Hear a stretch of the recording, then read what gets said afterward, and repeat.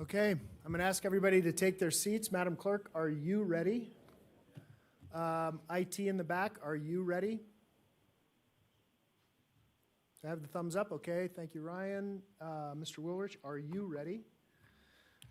Okay, I'm going to call to order the Washoe County Board of County Commissioners meeting, special meeting for June 24th, and we will start with a salute to the flag. Commissioner Jung, would you lead us this morning?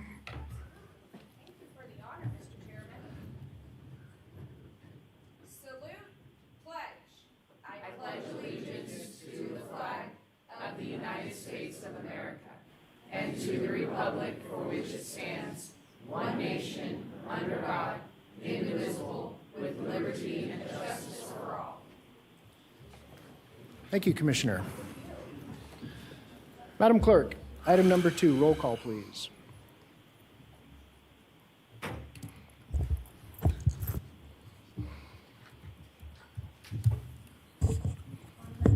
Here. Alexis Hill, Vice Chair. Here. Bob Lucy on the phone. Here. Kitty Jung. Present. Jean Herman. Here. County Manager Eric Brown. Here.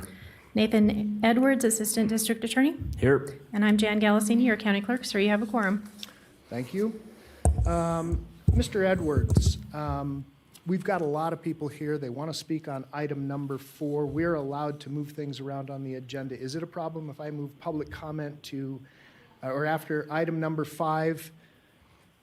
No, Mr. Chair, that's your discretion. And go straight into the item and then allow public comment in that item because that's what they want to speak on? Yes, that's your prerogative. Okay, I'm going to move public comment, and then we'll go straight into item number 4. Mr. Manager. Item number 4 is Commissioners and County Managers' announcements, reports, and updates to include boards and commissions, updates, requests for information, or topics for future agendas. Okay, Mr. Manager, do you have any such items? I do not, Mr. Chair. Commissioners, anything? Okay, we will close that item. That takes us now to item number 5. Mr. Manager. Item 5 is a declaration of canvass of the vote and order for the 2022 primary election per NRS 293.387. The canvass shall note separately any clerical errors discovered and take account of the changes resulting from the errors discovered.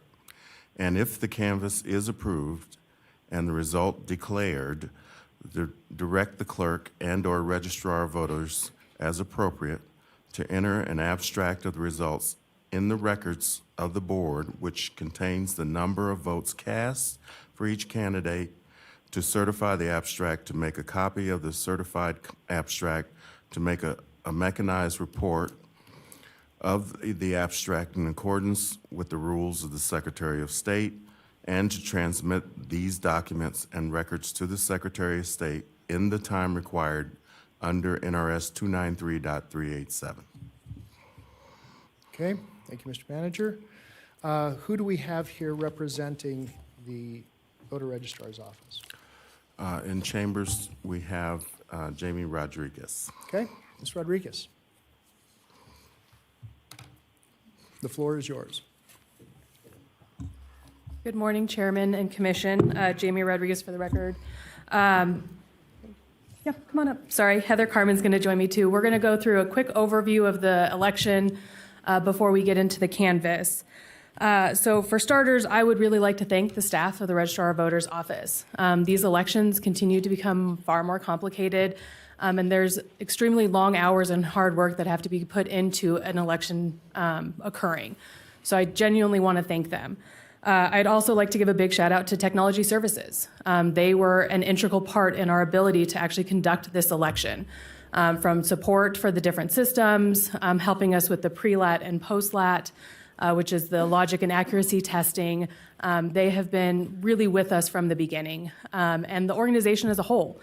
We had multiple people from multiple departments coming down and helping us, process ballots. It is an extremely laborsome process. So I would really like to thank both the staff for the ROV's office and all their hard work, as well as the county as a whole. And I believe Heather had. I just wanted to say thank you to all of my election workers that were out manning polling locations to the other support staff in our office that was there grueling hours and days, not seeing their family to make sure that this primary went off. And we can't do this without all the people that come in to help us, and that's all I wanted to say. Okay, thank you. All right. Ryan, this is not working. Next slide, please. So very quickly, so for the primary election, for early voting, we had a total of 24 vote centers. We did have one Dropbox-only location. To staff those, we had 147 workers.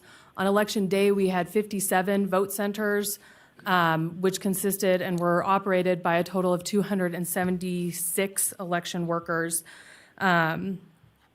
I'd like to note that as we continue to learn how to operate this hybrid system of all mail-in and in-person voting, we definitely have had some lessons learned where we need additional centers in certain parts of the community to be able to better accommodate the choice of the voter because they have the option of the mail-in or the in-person. And so we'll continue to see how this operates and what the desire of those voters are, but we definitely have learned some lessons that we'll be taking forward. We did also have a lot of comments regarding this election and the fact that it occurred over 2 holidays. We started Memorial Day weekend, and we had Juneteenth celebrated for the last day to cure your ballot. Those dates are set in law, so those are not at our discretion to operate or not operate over those days. And I'd like to highlight that going into the general election, we will again have 2 holidays. We will be starting on Nevada Day weekend for early voting, and we will have Veterans Day occurring during that time period for which we can continue to receive ballots after the election, as well as to be able to cure your ballot after Election Day. Next slide, thank you. So just a quick overview of number of registered voters.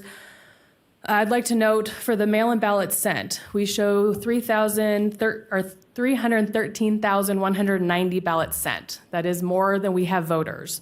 The reason for that is if people move or change their party affiliation, new ballots are sent out. So we do send out more ballots than we have registered voters to accommodate for that extended online voter registration and update.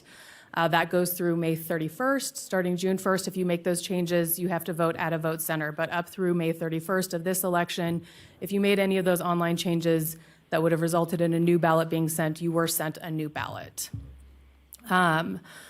We had a total of 57,411 mail ballots returned. When we get to the next slide, we'll talk about turnout. That includes all ballots that were returned, but that also includes the challenged ballots. So those are not the total number of mail ballots that were counted. So that number will be different than what's on the next slide, and just wanted to highlight that. We had 202 provisional ballots that were accepted to be cast in this election. Also note, we had 83 ease ballots. So in the last legislative session, ease ballots are for disabled voters. That was an expansion from the last legislative session.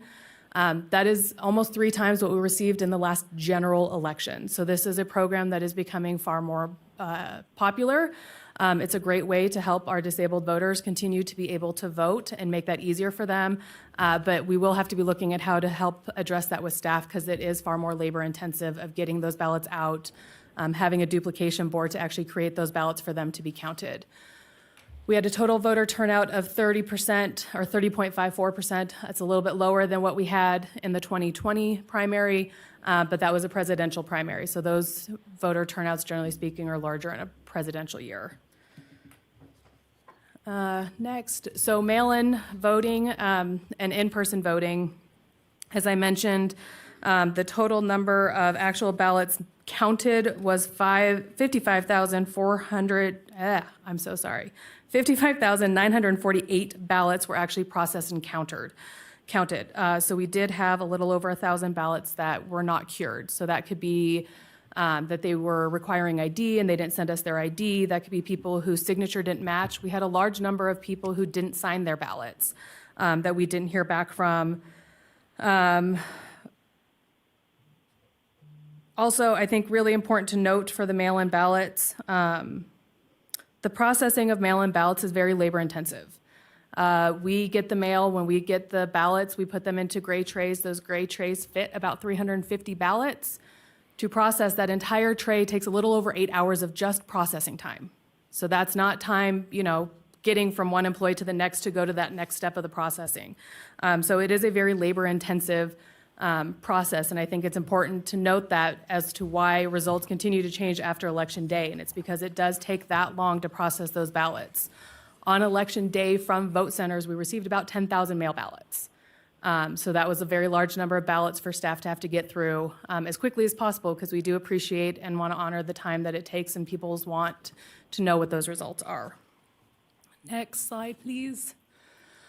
For the post-election, we did conclude our post-lat on Tuesday. So again, that's the logic and accuracy testing that our certification board completes. That was done without any errors. All provisional ballots have been processed. As I noted earlier, we processed a total of 202 provisional ballots. Reconciliation was completed with no unexpected errors, and the certification board, again, was signed off on the 21st. Next slide. Next was our Vvpat audit. So the law states that we either do 20 machines or 2%, whichever is greater. 2% would have been 16 machines, so they audited a total of 20 machines. The certification board gets all of the Vvpat rolls. That's when you vote in person. You have that paper printout. So they choose 20 different rolls. We scan the entire roll to make sure that the votes cast on that roll match the votes cast in the system.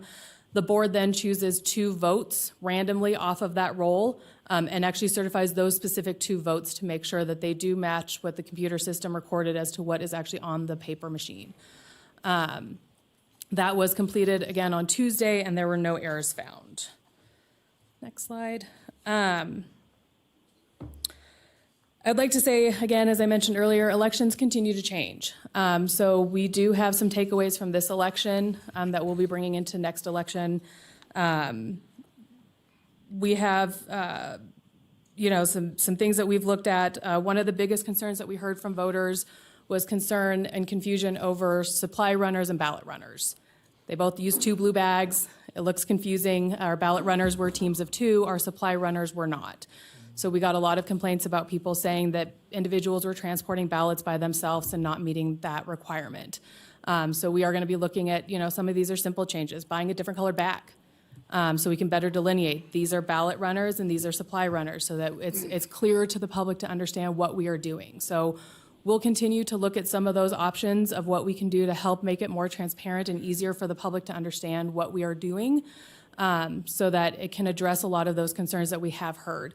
So we'll continue to do some deep dives of what other options we can change.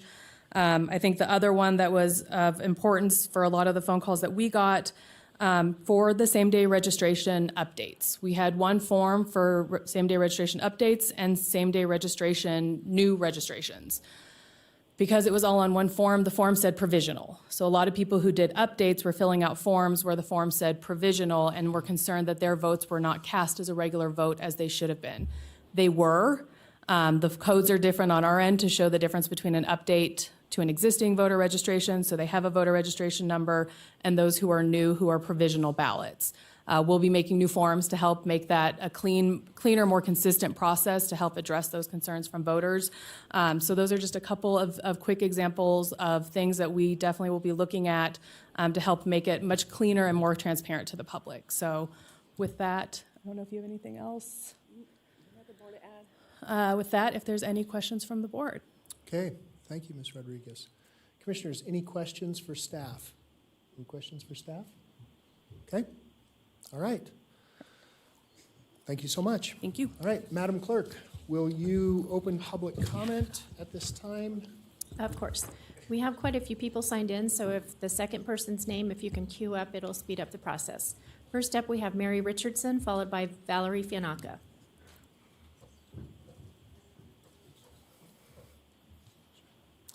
Welcome. Good morning. My name is Mary Richardson, for the record. I have worked every election since 2016. I take the same oath of office as every other election worker, people elected and appointed to public office, public and government employees. As part of the grassroots nonpartisan group, Individual Northern Nevada, I have worked on researching the integrity of the Washoe County election process. The Registrar of Voters has also published the process from voter registration to the audit of the canvass on their website, washoecounty.gov/voters. Excellent resource.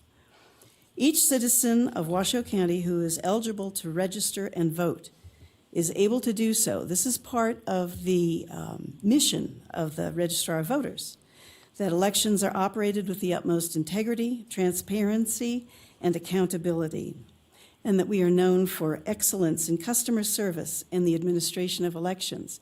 As an election worker, I represent the Board of Elections, so I take this very seriously. As a manager of a vote center in 2020 and also in 2022 for both the primary and the general, and this year for early voting as well, I have seen people attempting fraud and being stopped by the checks and balances in our system. Concerning observers who sign in, I always bring the form to them, introduce myself as a manager, I review the rules, and let them know that I am there to answer their questions and to explain any processes that they see and confuse them. I get a few questions and answer them promptly, and I also refer them to the website for more detail. In this election, I actually printed off the pages from the website, which include the life of a ballot. It's a lovely graphic, and I hand a copy to every observer. Many were amazed at the detail and the integrity of the process. So in the face of any vague and unfounded accusations, I find the integrity and transparency beyond reproach, and I wholeheartedly support the certification of the vote. Thank you. Thank you, ma'am. Valerie Fianaka, followed by Roger Edwards.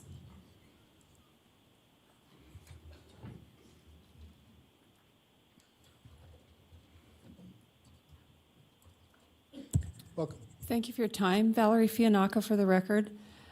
From everything I've witnessed and every person I've talked to who worked this election, there were problems. I don't know how severe they were, but if Mr. Beatles is correct, every one of you is criminal if you certify this election. But I don't think any of you cares about that. I really don't. I would suggest that you not do it, but I don't think anything that we suggest matters to any of you. But just want to be here and tell you that I don't think this was a clean election, and Democrats should be concerned about this as well as Republicans. I think that Democrats might have been cheated as well. Republicans aren't always on the up and up. It's not only Democrats that win by cheating, it's Republicans as well. Some of those races might have been won by Republicans unfairly. So we all should be concerned about a fair election, not just one side or the other, all of us. Thank you. Thank you, ma'am. Roger Edwards, followed by Please. James Bentham. Please. Thank you.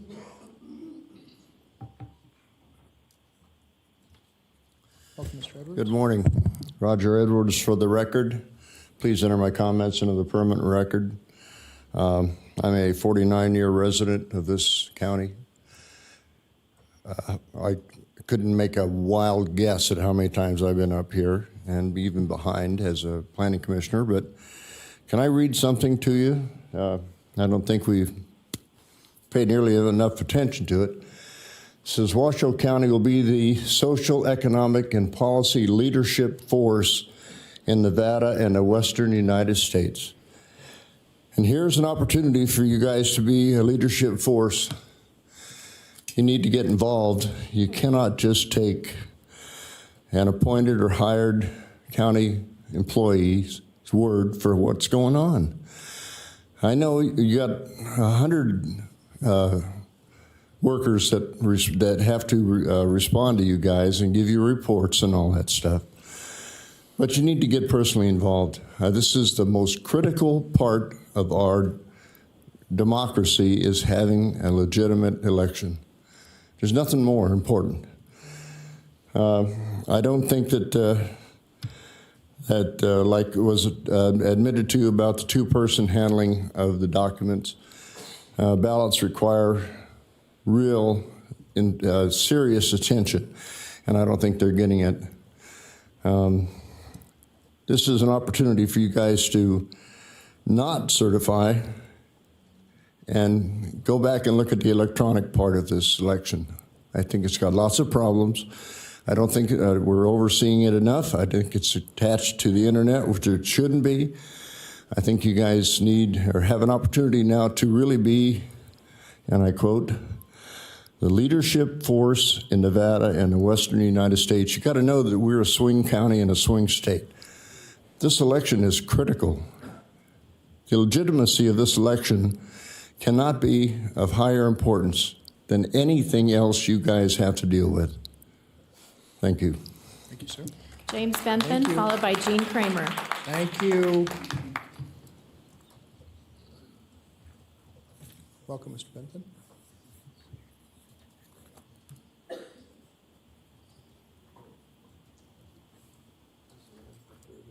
Okay, I have documents to distribute to the board when he speaks.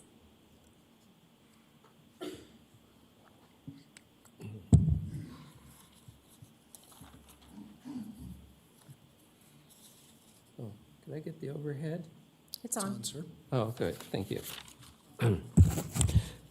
James M. Bentham for the record.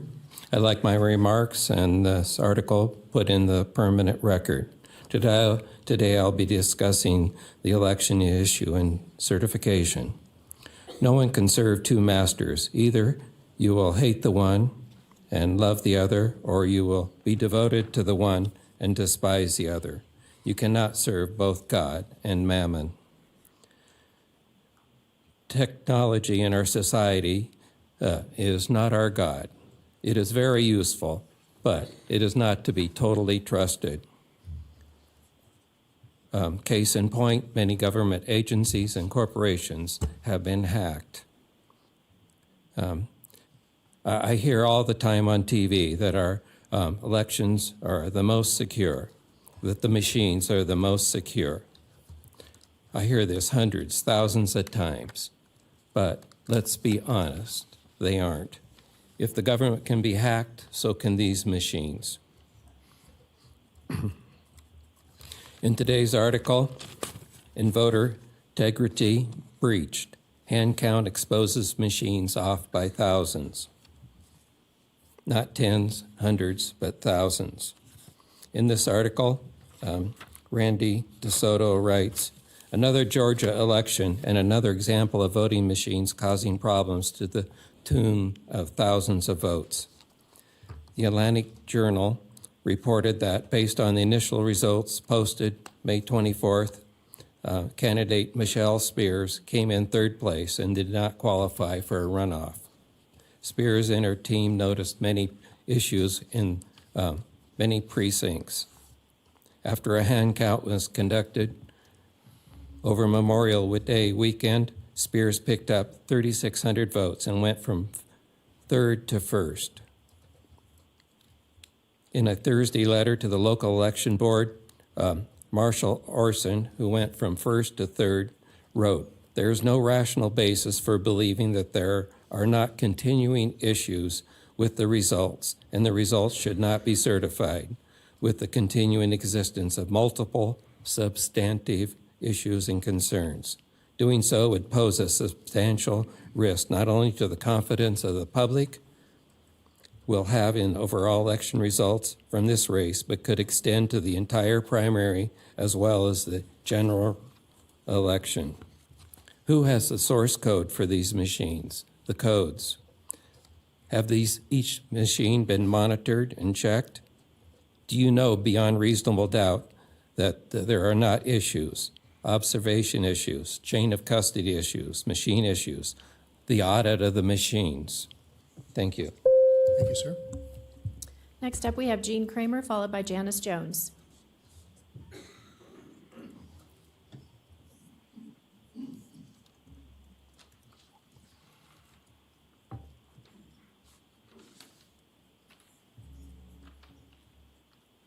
Welcome, ma'am. Good morning.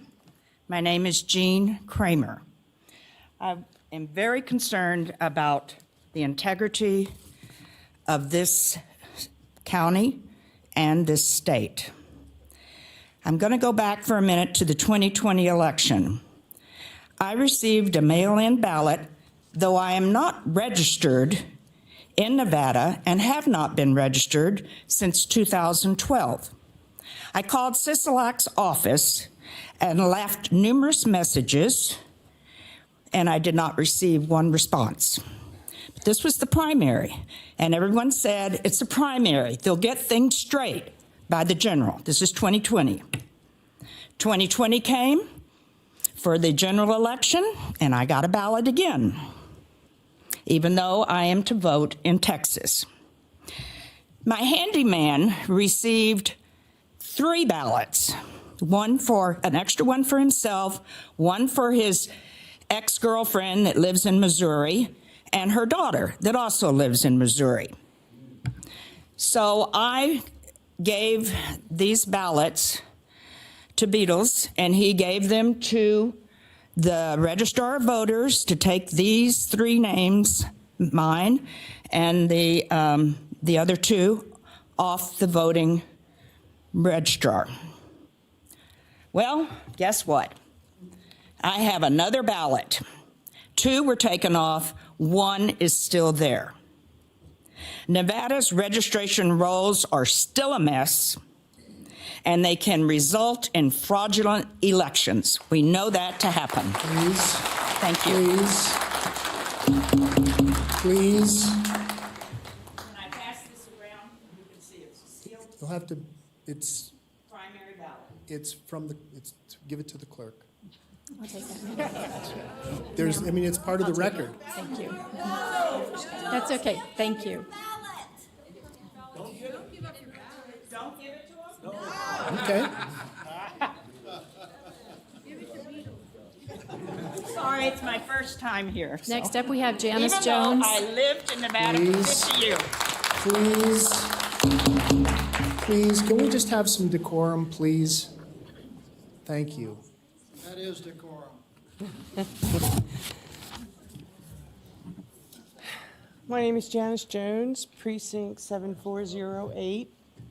Oh, sorry, Janice Jones, 7408, and please include my comments in today's records. Morning, Commissioners. When I think about how damaged this election is, this primary, and how to even speak to you about it, an old familiar line played in my head over and over and over. And I wanted to tell you that today, and I want to see if you recognize that.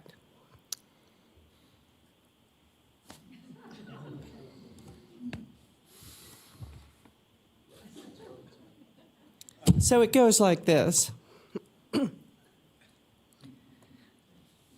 Well, Stan, here's another nice mess you've gotten us into. It used to be funny, and it could be funny now, except for the fact that it's so true. Roll back to the last election. One commissioner didn't feel in her heart she could certify, and the rest of you did. Several of you knew there was fraud. That was a mess. Fast forward to February, March this year, and you all had a big opportunity to make some changes, do some cleaning, bring in some integrity. But no, you didn't want to have any part of that. That was a mess. Fast forward to now. Here we are, and what do we have? We have another nice mess. Instead of hearing about predicting the fraud that might occur, today you're going to hear on video about the fraud that did occur. You will hear about testimonies, affidavits, photos, videos, NRS statutes that were not complied with, court mandates that were not complied with, DMV interference resulting in unregistering hundreds of voters. If your signatures have any integrity at all, please look at this evidence, discuss, and if one commissioner does not sign, that should concern every one of you. And then you all should not sign until you get some resolving going on, because that's the way a team works, if you didn't know. So, thank you. And good night, Stan. Good night, Ollie. Thank you. Susie Howell, followed by Lynette Evans. Ms. Howell?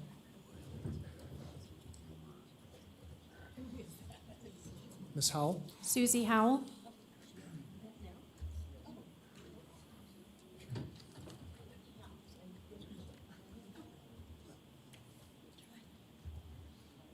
Are you Lynette?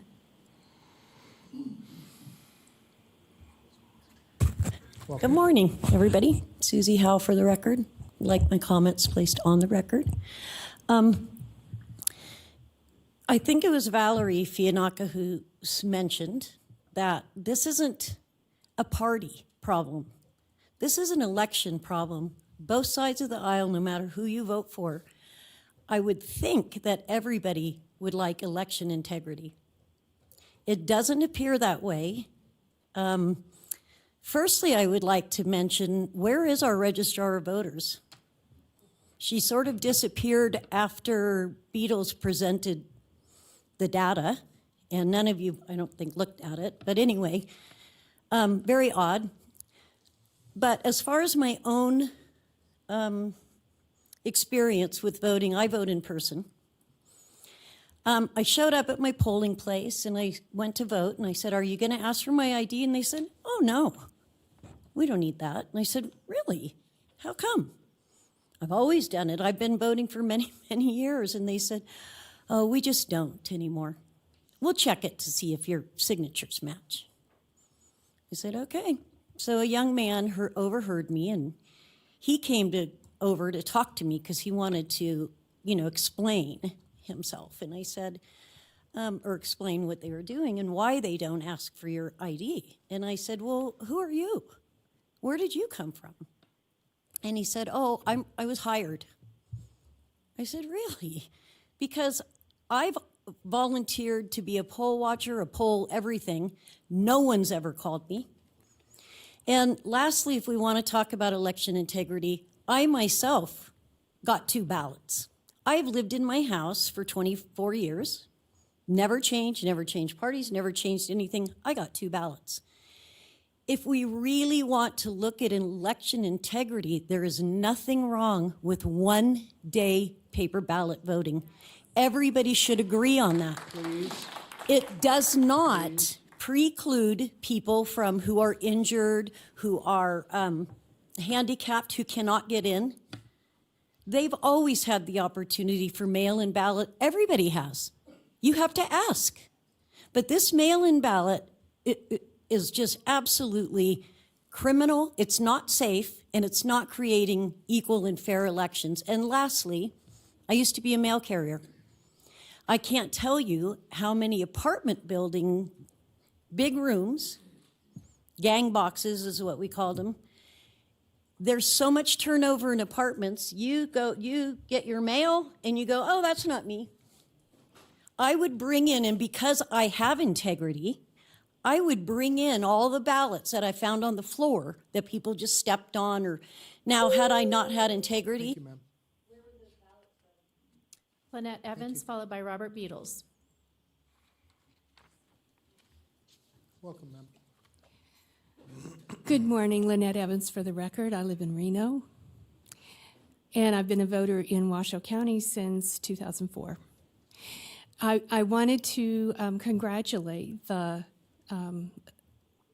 registrar and all of her staff for running a free and fair election, for all of the hard work they have done, the ballots they've counted, and the work they do to educate the public. That's my comment. I wanted to say Please. thanks. Please. Robert Thank you so Beatles, much. followed by Nichelle Hull. Please.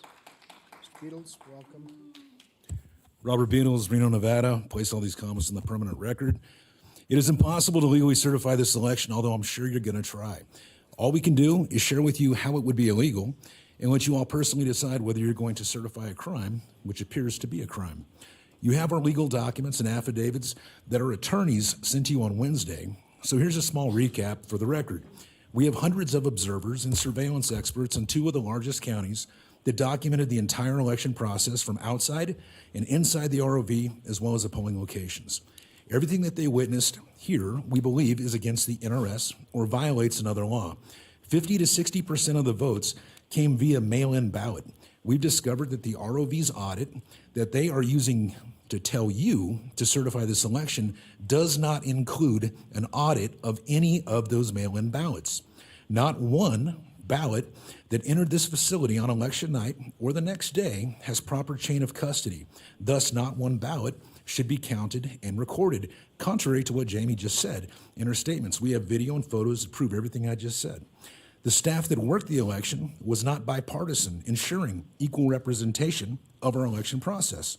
Temporary workers were used to count our votes, none of which appeared to be from multiple political parties. The EMS machine is hooked up to the internet. And CISA says, 2 weeks ago, they told us about the voting machine vulnerabilities. The secret ballot provisions were violated by putting the voter's name, political party, voter information, etc. on each ballot envelope. Voting machines, again, were not properly placed, and the setup was allowing the secrecy of the voter's vote to be seen by all. Trainees were working as poll managers. Voting machines were used by voters for days, then removed due to being the wrong machines being used, thus voiding every voter's vote on those machines. Signature verification was done improperly or not at all. Court orders were violated, and observation was not allowed on many occasions. At least 44,000 voters were disenfranchised by DMV and the Secretary of State process, preventing them from voting for partisan races. This is just a taste of the incompetence at best, corruption at worst, by hundreds of individuals who witnessed these issues, and further backed up by hundreds of affidavits, photos, videos, and the Secretary of State has received this information as well. There is no way to legally certify this election. The press, of course they will, they'll try to spin this, but every legal voter and candidate has been disenfranchised across this county. Bottom line, this election must not be certified, and for the record, you've all been made personally aware of the glaring issues from both our attorneys on Wednesday and reminded of a few here this morning. If your track record remains consistent, I'm sure all of you, with the exception of the great Jeannie Herman, will fail us yet again. But I hope you prove me wrong and do what's best for the people. And remember, you're our servants, not our rulers. Thank you. Thank you. Thank you. Thank you. Nichelle Hull, followed by Ariel Van Cleve.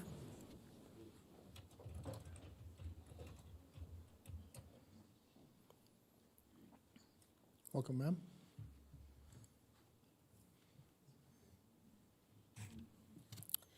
Good morning, County Commissioners.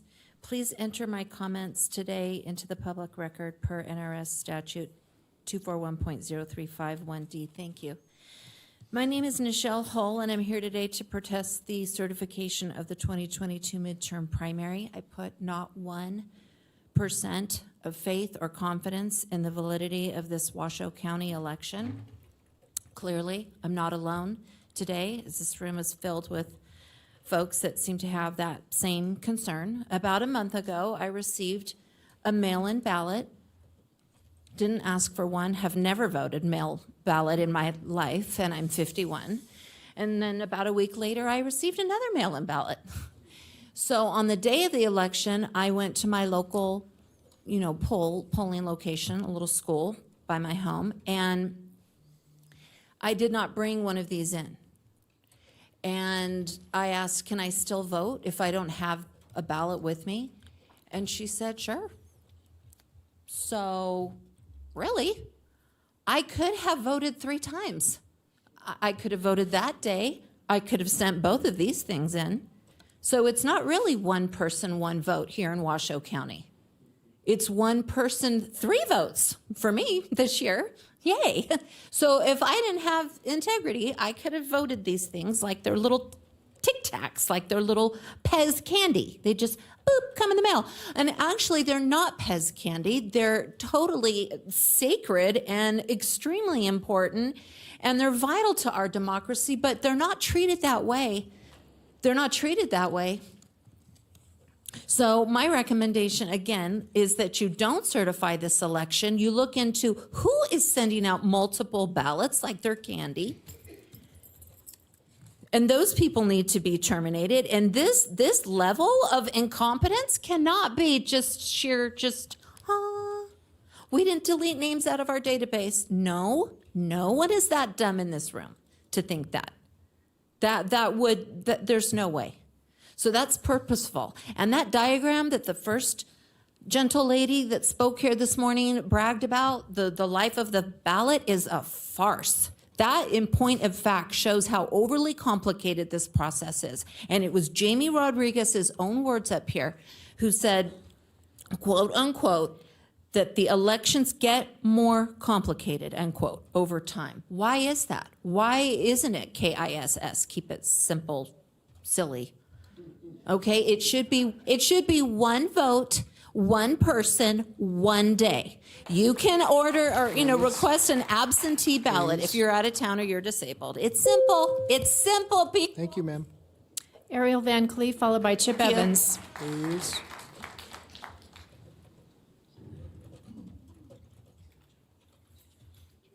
Welcome, ma'am.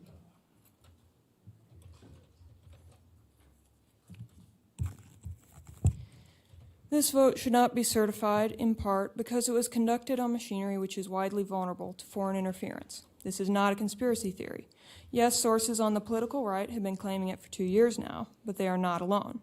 As you can see here, I have 4 articles from the mainstream media which all agree that election machines are widely susceptible to fraud and to corruption.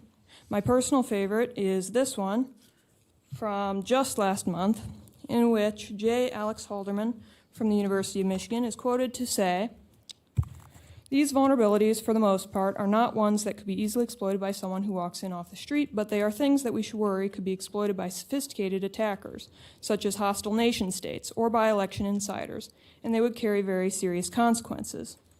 The article further says, quote, "Several other particularly worrisome vulnerabilities could allow an attacker to forge cards used in the machines by technicians, giving the attacker access to a machine that would allow the software to be changed," Haldeman said. Attackers could then mark ballots inconsistently with voters' intent, alter recorded votes, or even identify voters' secret ballots, Haldeman said. Commissioners, you knew this before the election occurred. In fact, you had an opportunity to lessen our county's dependence on these election machines in March, well before this election. We need hand-counted, fraud-resistant paper ballots to become our county's primary voting method. Again, this isn't a right-wing idea to move us into the dark ages. This article by U.S. Vote Foundation says, quote, "All jurisdictions should move to paper ballots if they don't already use them, and should implement routine, statistically valid manual post-election audits or strengthen the ones they have."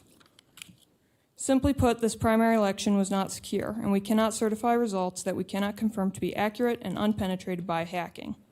On a personal note, I know that my neighbors down the street are Nevada registered voters, 2 inactive voters and 1 active. The problem, they moved to Wyoming, to my knowledge. Clean the rolls, don't certify. Thank you. Thank you, ma'am.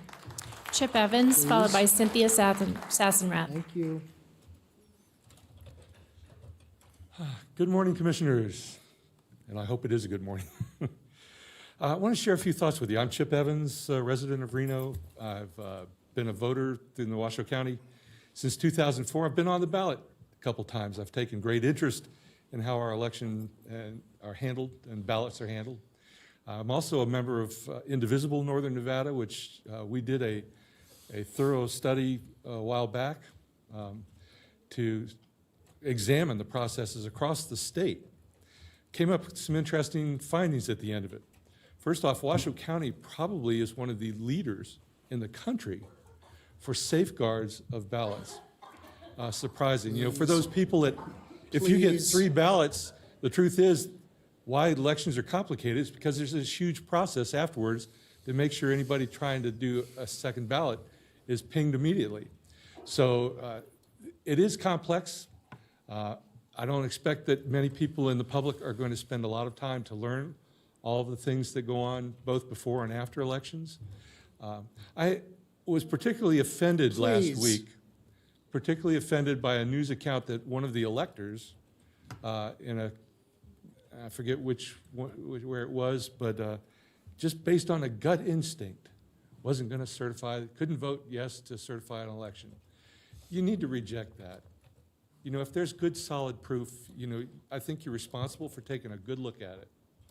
And beyond that, if it comes from a misunderstanding of the process, if it comes from just information that is not collected credibly, there are good reasons to disregard it at that point. But take a look at it. But at the end of the day, understand that a lot of people think they saw something and they don't understand what they saw. You know, whether we're going to clear that up with changing the color of bags or not, good question. You know, certainly every election produces some new issues to go chase and make even better. But that's on the accountability side. We're talking about the votes that were cast and perhaps votes that don't get cast for one reason or another. Pay attention to that. I encourage you, this last election I was an observer, not as a Democrat, not as a Republican, but on behalf of the ACLU. I monitored 2 different polling places. And what I saw was the staff there was committed to a free and fair election and making sure anybody showed up there had an opportunity to vote if they were qualified, and the qualifications are very well laid out. And beyond that, I saw a spirit of goodwill amongst those people, including even the observers, that they wanted a good election to happen. So we're all for that. And I believe you've accomplished that here in Washoe County for this last election cycle. I encourage you to certify this vote. Thank you. Thank you. Please. Cindy Sassenrath, Please. followed by Donald Fossum. Welcome, ma'am. Good morning. And yeah, my name is Cindy Sassenrath, and I'd like my comments entered into the record. I appreciate the poll manager who spoke first, and I appreciate what this gentleman said. I do think that all of us want a free and fair election. I don't believe anybody would work at a polling place expecting to do anything but that. And I don't think that, while we do have problems with those electronic machines, I think the mail-in ballots are by far the biggest problem. You know, as concerned citizens, we've been asking you to fix this, to make some history, to make Washoe County a leader, and again, you've let us down. I think that anybody who runs for an office has to have a little bit larger than normal ego and desire for power, and I think that's a good thing. I'm not saying that's a bad thing at all, because that's most of our leaders, our good leaders, do have bigger egos and do want more power because they have vision. They see what needs to be done. I'm asking you now all to use that power that we've given you. Use that vision and say, oh my gosh, look at all the evidence that was submitted by Mr. Beatles. My goodness, I could be criminally liable if I certify this election. Do I really want to do that? I think that's something you really need to think about. And I don't want to hear, oh, it's going to cost us too much money to redo the election, because I'm sorry, but the county spends money like a drunken sailor most of the time. Please. This is a time for you to grab that ego that you've got that says, I'm good, I can represent my constituents. Grab that power that we've given you and make some news. Be the county that sets the precedent that something doesn't smell right when a school board a candidate who had absolutely no signage, no campaigning at all, wins over 2 people that campaigned very, very hard in that district. That doesn't pass the smell test to me. Does it pass the smell test to you? Something stinks. You can make it smell sweeter, not by disparaging the people who work the elections, because I believe that they did their duty, they did everything they could. But the number of ballots, my neighbors received a couple of ballots. I mean, people call me all my neighbors. What do? I said, okay, what you want to do is report it by this method. So that's part of the evidence that Mr. Beatles has. Okay, all these ballots, and it's just up to you to do the right thing by us. We've been asking for it for over 2 years now. Please listen to us. Make some news. Don't certify the election. Thank you. Thank you, ma'am. Please. Donald Fossum, followed by Maxine Bradshaw.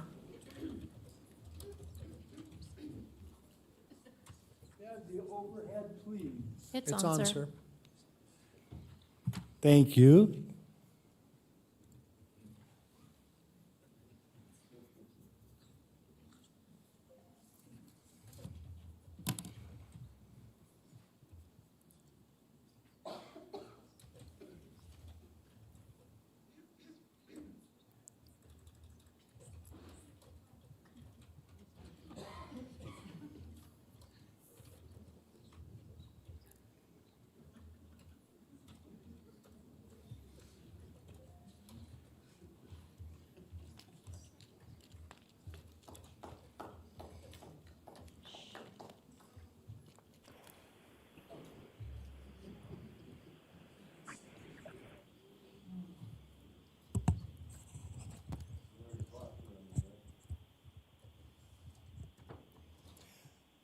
Good morning, Commissioners. I'm here today along with election integrity experts and their investigative teams of observers to stand against certification of this corrupt marathon process by which your people are comfortable in saying that it was an honorable process. I do not know who wrote these voting guidelines personally, though I do know you and your approval of them. So you are responsible. I do not know who is left after your secretary ran off to police, in spite of there being a new one, but could she get shuffled out too if the pressure got too great? I do not know who will police this, the rules, but I would encourage you to take a new view of what we do. We are here to help you enforce these rules, your rules.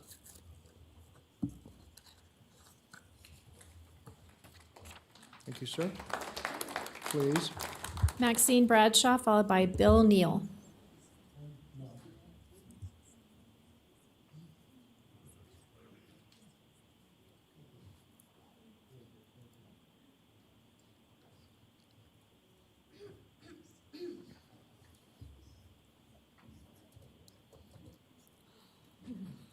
Welcome, ma'am. Thank you. I'm Maxine Bradshaw. And just want to start by saying, for most of my life, every morning, it has started the same way, with my Bible open in prayer. When I speak this morning, just know this, it is heartfelt what I have to say. I've been deeply concerned for a very long time about my children's and grandchildren's futures in this state that we call home. It's not just my family that I'm concerned about. It's your family, too, and every other family in Nevada. What will become of those closest to us, the ones we love the most and fight for the hardest? It is universally understood this special meeting's purpose of certifying this extremely questionable election, proven ripe with fraud and countless red flags. We know that history has continued to repeat itself in this corrupt election process leading up to where we are today, but there is a difference at this point in time. The large number of volunteers participating in this election have been witnesses to the true election processes in our county. This in turn provides each one of you, not voting as a board, but voting as individual people, the opportunity to turn the tide in Washoe County's corrupt elections. This in turn provides each one of you not voting as a board. This is an opportunity for you to change things for the better in this county. By reaching out and voting not to certify this election, to genuinely serve the people of this county, this is the only right decision to make. And know this, there has been one who has never missed a meeting in here. And that one is in this room every time you meet. That's God himself. He sees everything you're doing and everything you're saying. And he wants you to know that in your hearts you can do the right thing. You can stand up and you can be heroes in this for a change. Turn the tide. Look at the truth, look at the facts, listen to the people talking to you every day, every week, every time they come to a meeting, the letters they write, the phone calls they make, everything that's happening. Please, you have a chance to do the right thing and vote not to certify this election. Thank you. Thank you, ma'am. Please. Next up, we have Bill Neal, followed by Penny Brock. Good morning. Jeannie, always glad to see a bright shining beacon in a den of vipers. I know it's tough for you, but we've got your back. Boy, what a breeding ground for cynicism, huh? Once again, the people that pretty much pulled your strings have managed to divide us further on a simple issue that should be bipartisan, should be American, and that's just election integrity. If this was a court of law, we would be looking for beyond a reasonable doubt, and that certainly has been met today. It's not a court of law. But I'll tell you what, I'm willing to testify under oath in front of any court of law that the things that I saw in the ROV are not acceptable. For example, I saw cars on election night returning with one person in there. Don't tell me that they were bringing back supplies. That doesn't fly.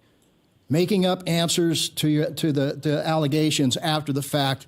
Oh, we sent out 400,000, but we sent out too many because. Don't care about the because. Why don't you just get rid of the mail-in ballots? If you don't ask for one, don't receive one. It's pretty simple. Please. You know, Please. Our forefathers didn't have any great expectation of winning the revolution. Most of them lost their lives. Most of them lost their fortunes. Most of them were ruined by the revolution, but they fought for something they believed in. Something you guys have lost focus. Right here, you've lost focus. You don't believe in America anymore, and that's obvious, and it's sad. It is so friggin' sad. It just makes me want to cry. But it's true. Nathan Hale said, you know, give me life or give me liberty, give me death. He was willing to die for those things, and did. You know what? That's the difference that separates us from the rest. The ones that are fighting for election integrity and decertifying this election are willing to die for it. The others are not. Because the ones that are willing to die know that we have a great reward. The rest of you, maybe not so good, and eternity is a long, long time. One battle at a time. The ROV, cars showing up, single drivers. Meaningful observation. Sorry, Mr. Brown, you're probably a likable guy, but you're not that bright if you think that that is a standard. 2 cameras, high mounted, looking in no meaningful direction, down instead of at what we were supposed to be viewing. I spent 80 hours in there. Not one time did I ever have access to meaningful observation. I couldn't see what was going on. And I told them, you know what? Even disagreed with my own people that we would find anything meaningful because we couldn't see anything and you weren't going to bring out bushel baskets. We can't see into the thumb drives. We can't see into the software. We can't see into the machines. We cannot do anything in there. And signature verification, after 80 hours, I saw maybe 10 man-hours verifying signatures. Thank you, sir. Penny Brock, followed by Janet Butcher. Thank you.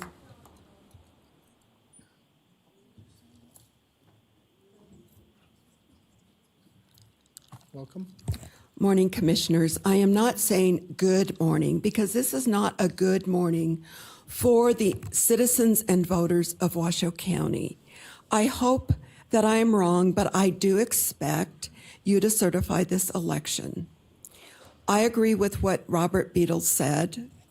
I found it interesting that Jamie said in her comments that this was a very complicated and labor-intensive election. There was no mention of the online voting results that AB 321 has legalized. How many people from wherever in the world voted in our primary? We got no reports of that. We attended 4 county commission meetings asking for paper ballots, hand counting the ballots, and no Dominion voting machines, which our county commissioners had the right to give to the voters of Washoe County. Should we come before you and ask for it? You are to represent we the people, and yet you failed to listen to us and to honor us by coming to you and asking for that. I would ask you, I want to be on the record, that I am asking you not to certify this election. Thank you very much. Thank you, ma'am. Thank you. Janet Butcher, followed by Kenji Otto.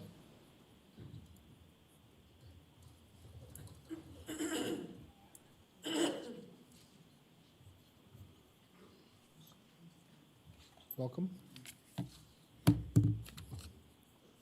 Oh, it's on.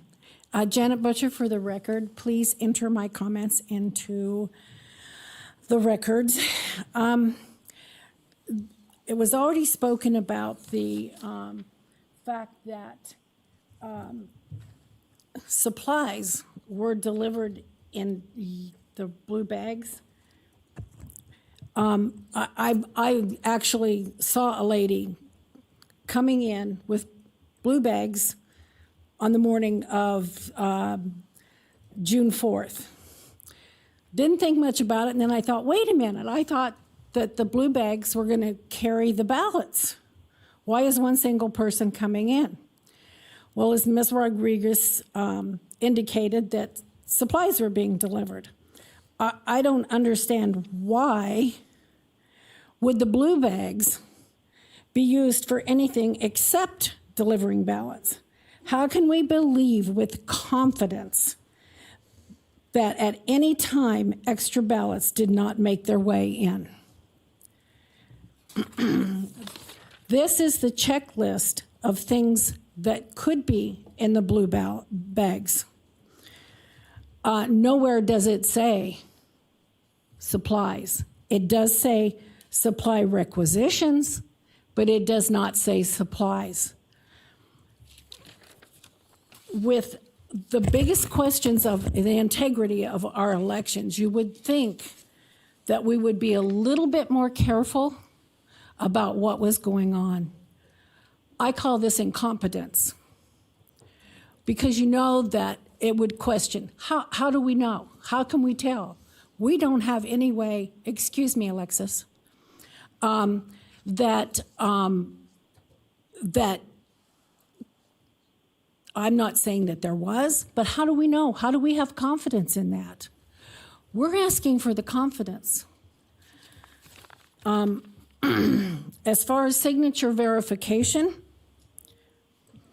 my daughters learned how to forge my signature in high school. The actual election day, where all the ballots actually followed by chain of custody, I know of one site that did not. There was one person that brought the ballots in. And before I actually, to the commissioners, I showed where a piece of my mail ended up in Honolulu, Hawaii. It was tracked there, and it had a driver's license in it. And how do we know that ballots didn't end up in Honolulu?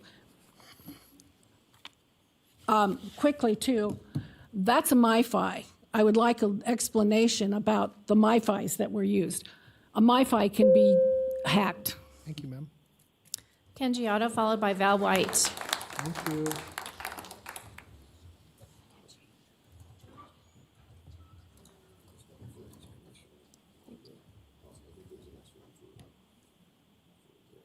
Okay.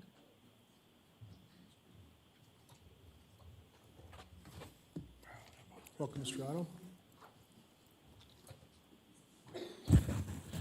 Can we get the clock restarted? I wasn't, appreciate it. Can we get the clock restarted? Keep going, Mr. Otto.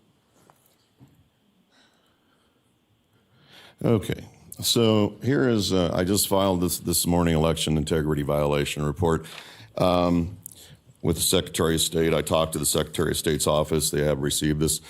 And I asked to talk to the Secretary of State's secretary, or left a message for her, Maria, asking in this that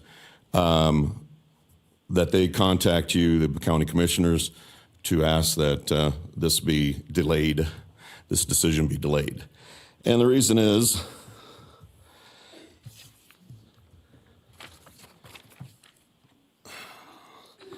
in NRS 244164 gives you the authority to appoint the register of voters.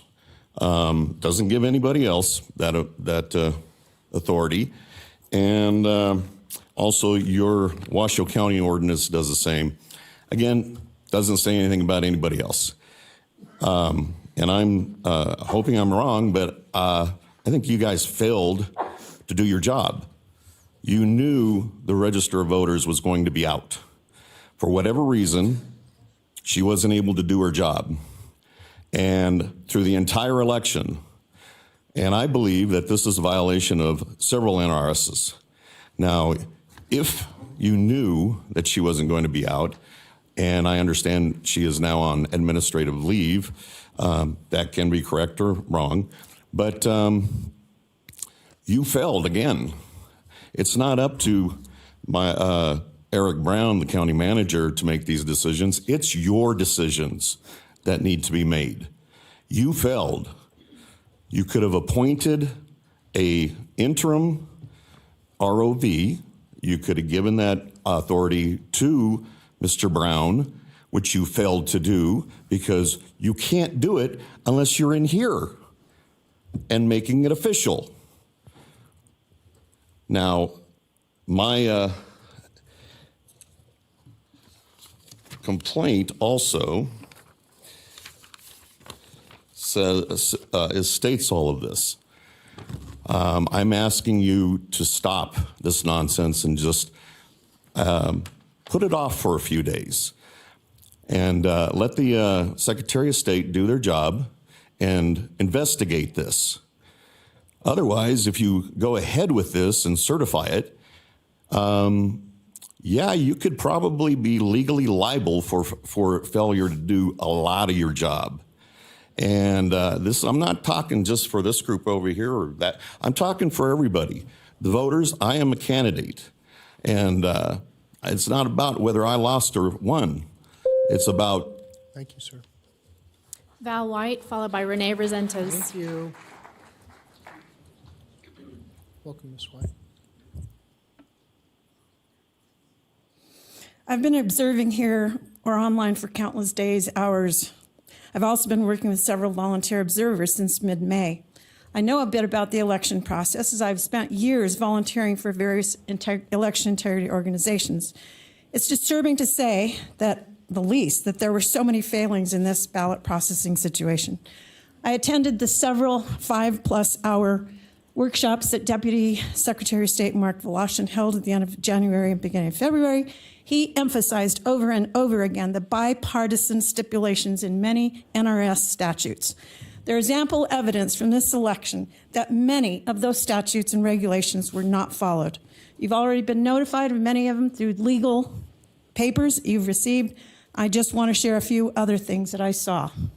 Transparency.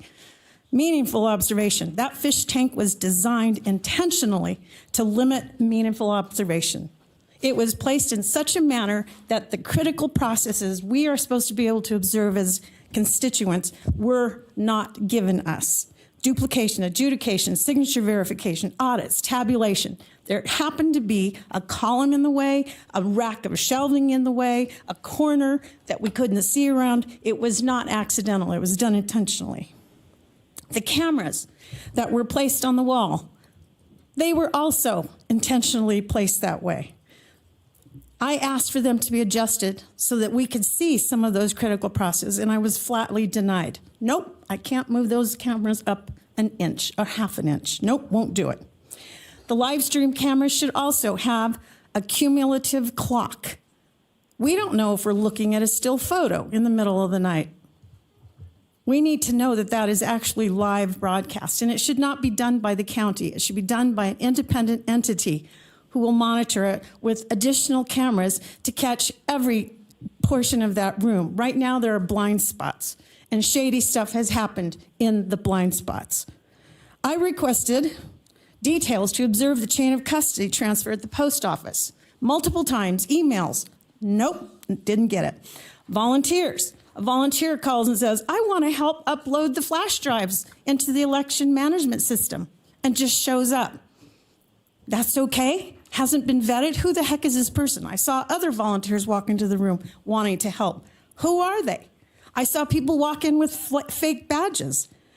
The audit, please be aware, public and board, it's not an audit. It's an equipment check. It does not give you any, it should not give you any confidence in the election results. It takes courage, integrity, and character to make tough decisions. We'll see today what you're really made of, although we already have a pretty good clue based on your past decisions. Surprise us today. Thank you, ma'am. Please. Thank you. Thank you. Renee Resentis, followed by Craig Newton. Welcome, ma'am. Hi again. Okay, there's a lot I saw. I was in that fishbowl many, many hours also. I also worked on 3 different polling places as an observer. Please put my comments in the permanent record. I want to tell you that the 3 polls all treated the surrendered ballots differently, every one of them. The first place I was at Spanish Springs Library, they didn't even have, the chairman there didn't even know that they had a stamp in their bag. I had to ask him if he knew about it, and I didn't know until, oh my gosh, the polls were open for a while. And so I told him about it, and he asked the workers to stamp the envelopes. Well, I got the statute after that, and it specifically said to stamp the ballot. Then came the controversy about, well, we can't open the envelopes. Well, no, we can't, but we can ask the voter to open it. And so I was at Red Hawk, and the chairman over there, I showed him the statute. He had no problem. He wanted to do what was right. He did an awesome job over there. And every voter that came in, they asked, will you open the ballot? And they said yes. And they were very grateful to see their ballot stamped canceled. We didn't have a problem at all. It was wonderful working with this chairman over at Red Hawk. Also, really quick, I hope, I was in the fishbowl, and I told Jamie right from the very start, I cannot see. I cannot see from where I am. The second day that I was over there, they were stamping the undeliverable envelopes with a date stamp. I couldn't see anything. I was here, and it was way over there. And I mistook the envelopes for ballots. I had to go and question her. Anyway, that's that. Also, while I was in the fishbowl on voting day, on election day, I saw 2 bags come in, and it was set off to the side. It wasn't with the other blue bags that were coming in. And I saw several people go and look along with this man. And anyway, he was told to take it into the registrar's office, and he did.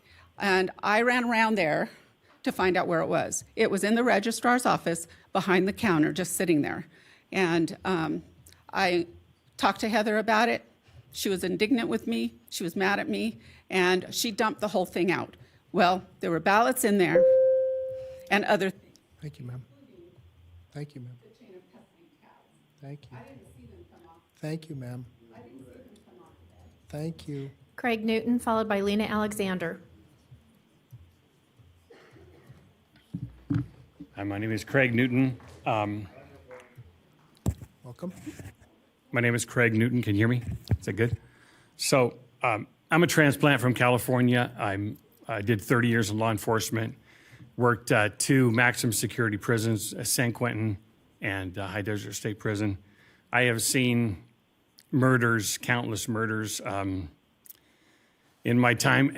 And I just want to say that because the murders I've seen were people defecting from either gangs or actually defecting from law enforcement, working to maybe try to expose corruption in law enforcement. And I tell you that because I know that some of you sitting here today in the commission are probably compromised. And you probably fear where this might lead you. So I want to say something here. I know that it says here in the Reno Gazette Journal that as Washoe County approaches the 2022 primary, its top election official is on leave. So she was replaced with a number of people in there who were not certified to work in that area. So the whole process, even though I'm sure the people in there probably have tons of integrity and they're trying to do the right thing, they just weren't legally supposed to be there. And so the whole process was just, it's like she said, it's a complicated process. It was not done legally. And we're all disenfranchised with this vote. All of us, every single person in Nevada, and especially Washoe County, because we're sitting here, but disenfranchised. So I just say we need to decertify this election. There's another thing that comes up here, and that is the DMV problem, right? That is a huge problem. I'm sure you know it, and you probably tried to fix it or thought about ways maybe to fix it. But, 44,000 people disenfranchised because they were changed from Republican or Democrat to nonpartisan, didn't get to vote, didn't get a ballot. So that's another huge problem. 44,000. And then again, let me read you this post, if I can see it here. So there's a lot of things happening. It's a great day, right? Supreme Court overturns Roe versus Wade. I mean, it's so fantastic. The great things are happening. And the United States is being cleansed, right, from all this corruption. So you guys need to remember, if you continue to proceed, I didn't write this, down the path of danger. Thank you, sir. Thank you. Thank you. Lena Alexander, followed by Oscar Williams. Thank you, sir. Thank you, sir. Thank you.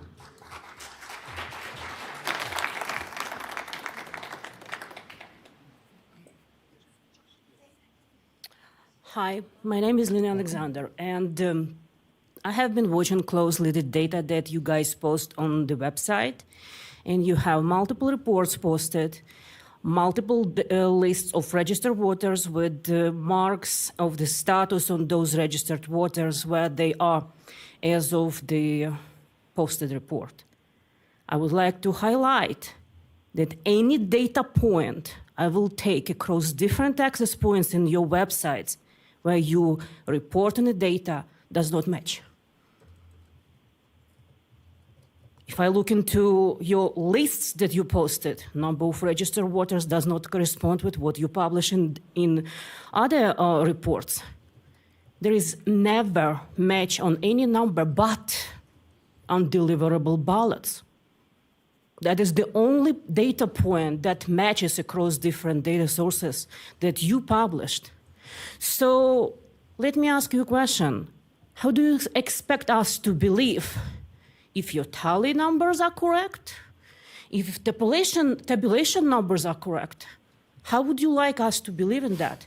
I do not believe. This is not the data. I'm working on outside sources. I'm only looking into what you published. As of today, we do not have list of election day votes. Why? We only have a portion, a third of the list. Why?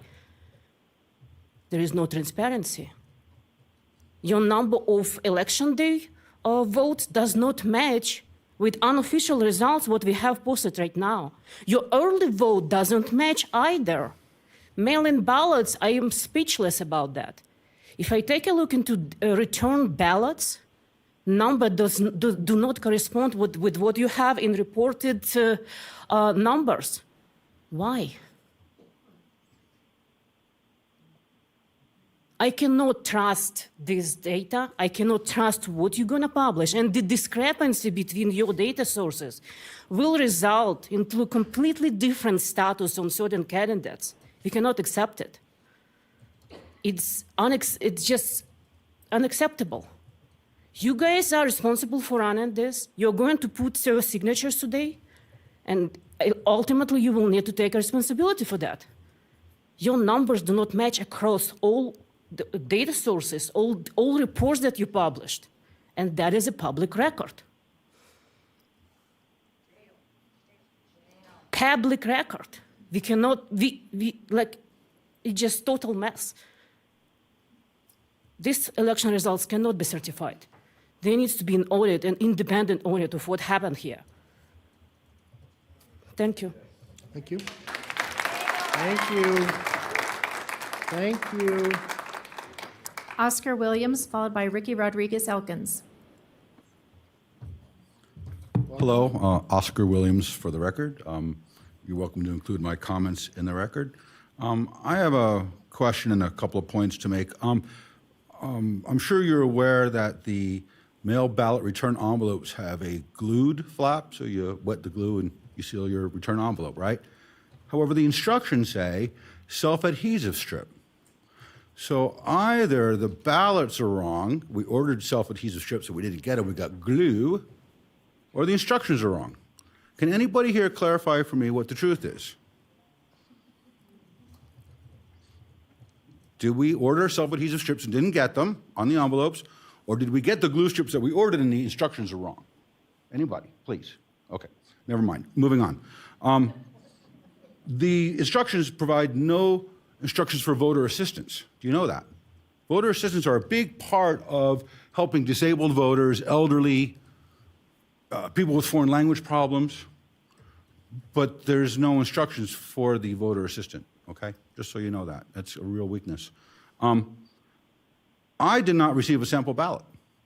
When I went to vote on election day at the McQueen High School, I asked for a sample ballot and I was denied. Several laws were just broken for what I just said, okay? Several laws.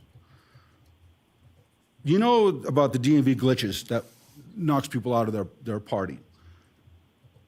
The growth of nonpartisan and other, when combined in terms of the county's active voter registrations, has grown larger than either the Democratic Party or the Republican Party. Nonpartisan and other is the biggest party in this county now. And it's because of the DMV. And then you get the Reno Gazette-Journal that goes, oh, nonpartisan is growing. It ain't natural, is it? We know that. And yet we have this sort of a, I forgot, is it called the Mockingbird program the CIA likes to use, where you put out a little lie and then it's, telegraphed, and next thing you know, the lie is made real because everybody repeats it? I think we have that going on here now. We are stuck with the Electronic Registration Information Center, otherwise known as ERIC, for at least 2 more years until the VREMS top-down registration system is live. ERIC is inferior. ERIC is flawed. In fact, April 1, 2022, in front of the Standing Interim Legislative Operations and Elections Committee in Carson City, Deputy Secretary of State Mark Voloshin explained that through last December, through their internal auditing, they received some information from Vital Records that indicated there were 400 dead people on ERIC's voter rolls. The problem is over 30,000 people of voting age died that year. That's the problem with ERIC. Thank you for your time. Thank you, sir. Ricky Rodriguez Elkins, followed by Pablo Nava Duran. Welcome. Good morning. My name is Ricky Rodriguez Elkins, and I have some serious concerns about how our election process has been working. I am the vice president of the Sparks Republican Women. We invited Dina Specula and Mark Walshin to come and talk to us in February about the electoral process, what could be improved upon this year so that we didn't have the controversies that we had in 2020. We were assured by Ms. Specula that we could go online and request that ballots not be sent to us. And I did, my son did, my niece did, all 3 of us received ballots anyway.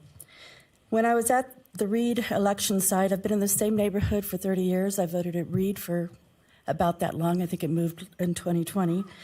And I gave them my ballot, and I had it open and asked them to please stamp it, and he stamped the envelope. And I said, aren't you supposed to be stamping the ballot? He said, no, envelope's fine, and threw it into the little container that they had. I have friends, several friends here who are poll workers, and they said, no, they should have stamped the actual ballot. So I'm not quite sure what training this gentleman had, but certainly I saw that occurring as I was standing at the table waiting for my turn. Additionally, while I was standing at the table waiting for my turn, there was a young, she looked like she was an older teen with her mom. She had registered, apparently was registered at the DMV, And so her mom was a little irritated that she was nonpartisan and couldn't vote for any of the higher elected offices.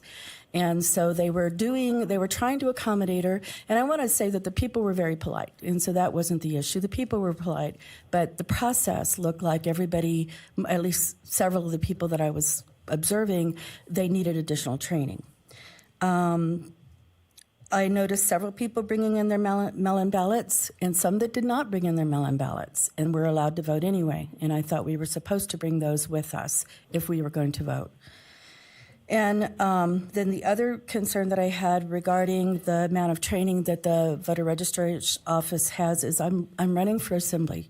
When I went to go and sign the documents, I've never run before, so I was unfamiliar, and I didn't notice that they gave me a nonpartisan registration form. And I went home, and 2 days later they called and said, we gave you the wrong form, you need to come back. So I thanked them, went back, filled it out, was halfway to my car, and gave them my driver's license, was halfway to my car, and I realized they didn't have my address on there. They had an address that was not even in my district. So I had to go back in, give them my driver's license again, and fill out a ballot for the third time. There's training that needs to be accommodating those employees. Thank you. Thank you, ma'am. Pablo Nava Duran, followed by Mary Ann Galperin. Welcome, sir. Good morning. Good morning, Vaughn. So I want to say yes to a certified election because this election is safe and effective. We know that we have a huge technical problem, but it seems like they're fixed it. They're doing a great job for fixing the problem for election. We know the primary election very turnout way.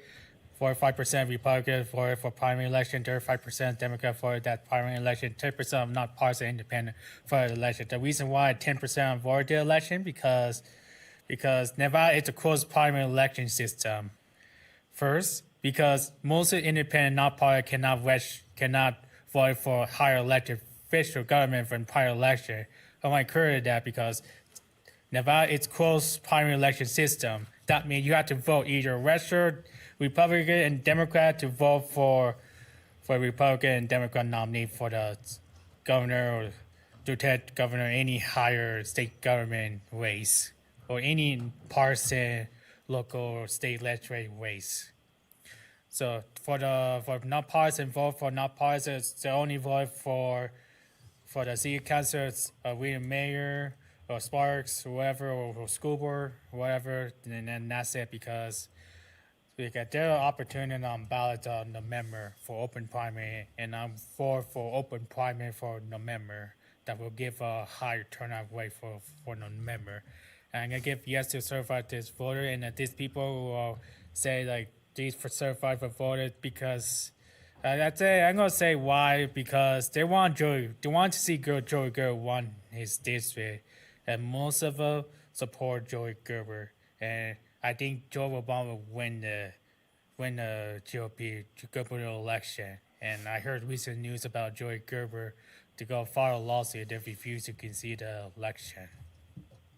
So first, certified. I truly believe that Joe Obama won the election, and every single county or certified election. I'd like to congratulate Mike Clark for winning the election and Teen Herman and winning elections also. So I know it's a sad day for World First Way, but I'm not getting to that. And I want to say yes to certify the election. And thank you. Thank you, sir. Mary Ann Galperin, followed by Hope Beckman.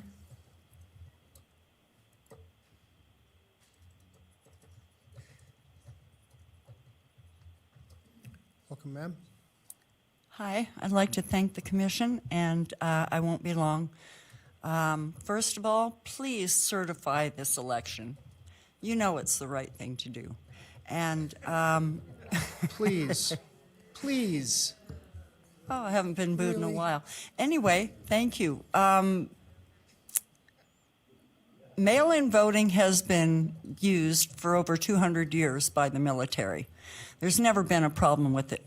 My mother had muscular dystrophy and could never go to the polls, so she always voted absentee.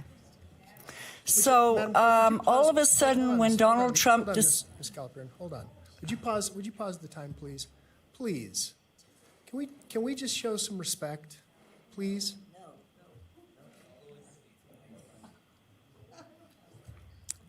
I apologize, Ms. Calpern. Thank you. As I was saying, it's only been since Donald Trump decided that he couldn't win a free and fair election that everybody decided that they had to question and nitpick and dig and unearth and unearth Okay, Ms. Calpern. unnecessary stuff Ms. that will Calpern, happen. Hold on just a second. If there's any more outbursts, we'll go into recess and, we'll just stop. It's okay. We can just stop and we can, come back in an hour. So please, we'd like to give everybody the opportunity to speak. That's the fair thing to do. And then we can move on. Madam Clerk, would you please start the timer again? Yes, sir. Okay, so anyway, I do want to show some respect for you all. You probably don't get a lot of it lately, and I just want to share that with you, that there are people that are rooting for you and care about what you have to do, and that you have to tolerate so much all the time. Anyway, the point being is, it amazes me how easily triggered people are by the idea of a free and fair election. And when they can't prove otherwise, they have to resort to other means. If there were other, okay, so if it were only voting machines, they would find a problem with that. If there were only pieces of paper stuck in a box and you stuck your finger in and got a purple finger, they would have a problem with that. You know why? Because their people aren't winning.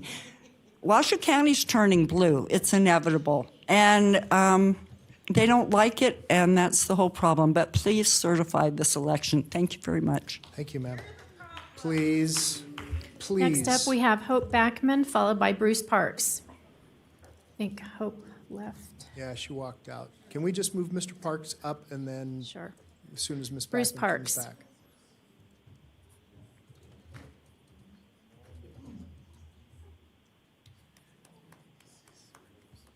Welcome, Mr. Parks. Thank you. Good morning, Commissioners. For the record, Bruce Parks, Chairman of the Washoe County Republican Party. Please. Please. I'd first like to say that my little feelers are hurt because I wasn't invited to attend and observe the certification of the machines. I'm sure that was simply an oversight because our registrar of voters was not available. And I'm quite sure that Ms. Rodriguez just simply wasn't aware of that provision of the NRS. No problem. In my capacity as chairman of the Washoe County Republican Party, I spent a great deal of time encouraging people to vote. And not just Republicans, but everybody. It is my personal sentiment that you as an American citizen have a duty and an obligation to exercise your vote. And if you need a reason to do that, right off the top of my head, I can take you to a place where there's 400,000 reasons for that. It's called Arlington National Cemetery. For you not to exercise your sacred duty and cast your ballot is spitting on their graves and the graves of every American that gave their life for this country, and your right to do so. Please.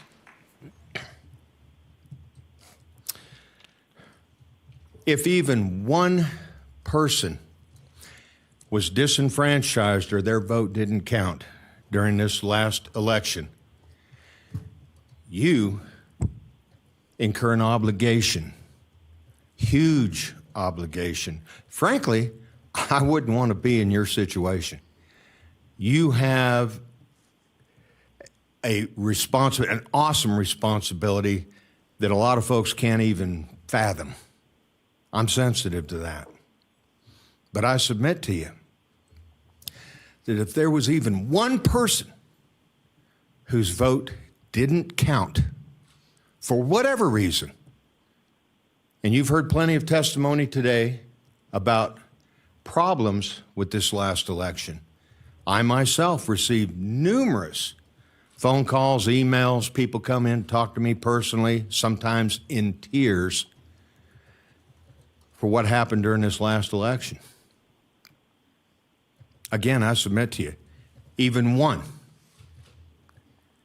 puts it on you to do the right thing. Thank you. Thank you.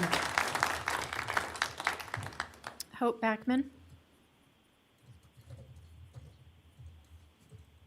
Ms. Backman?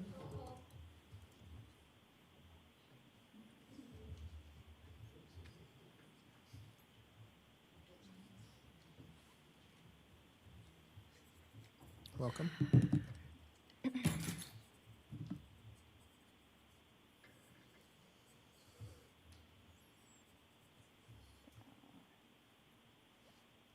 Overhead, please. Overhead, please. It's on. Hope Backman, natural born woman. Please put my comments on the record. Thank you for having me here today. This is my fiance's ballot. He turned it in on the 14th at 6:30 before the commissioner's office closed for voting. And I turned mine in with his. So we looked it up on the SOS website on the 20th, and it said that his ballot had been received. So we screenshot it, saved it, put it on a zip drive, got it to everyone they needed to have, the information. Then we checked it again yesterday and it said ballot mailed. That's cool. It's like you just switched it. Oh, and then my ballot is nowhere to be found and it was turned in right with him. Stamped. I saw them put it in the box. He assured me it was going to get to wherever it needed to go. It didn't. They don't even have record of it. We know that there's fraud up here. We know that you're compromised, except for Jeannie. We have so much evidence, and I promise you, I will die on this hill with your evidence. I will be at the court testifying against you. Marilyn Kramer, I will be there testifying against you, Comments too. to us. Thank you. And you guys, I would like to the lady that talked before me, she said that she would urge you to go ahead and certify this. I would too, because I'd love to see you all behind bars. I would actually have a party. Please, thank you. So go ahead and do it. We'll be waiting for you, okay? Have a nice day. Thanks. Have a good one. Especially you, Alexis. Thank you. Okay. Thank you. Mr. Chairman, that's everybody I have signed in chambers, but I do have 9 emails to be placed on the record. Okay. All right. Thank you so much. All right. Commissioners, would you like to take a short break or would you like to? Okay, let's keep moving forward. All right, we'll close public comment, bring it back to the board. Mr. Edwards. Yes, Mr. Chair. Would you lead us through the process as per NRS? Tell us what the guidelines are. Tell us what's in our purview, what's not in our purview.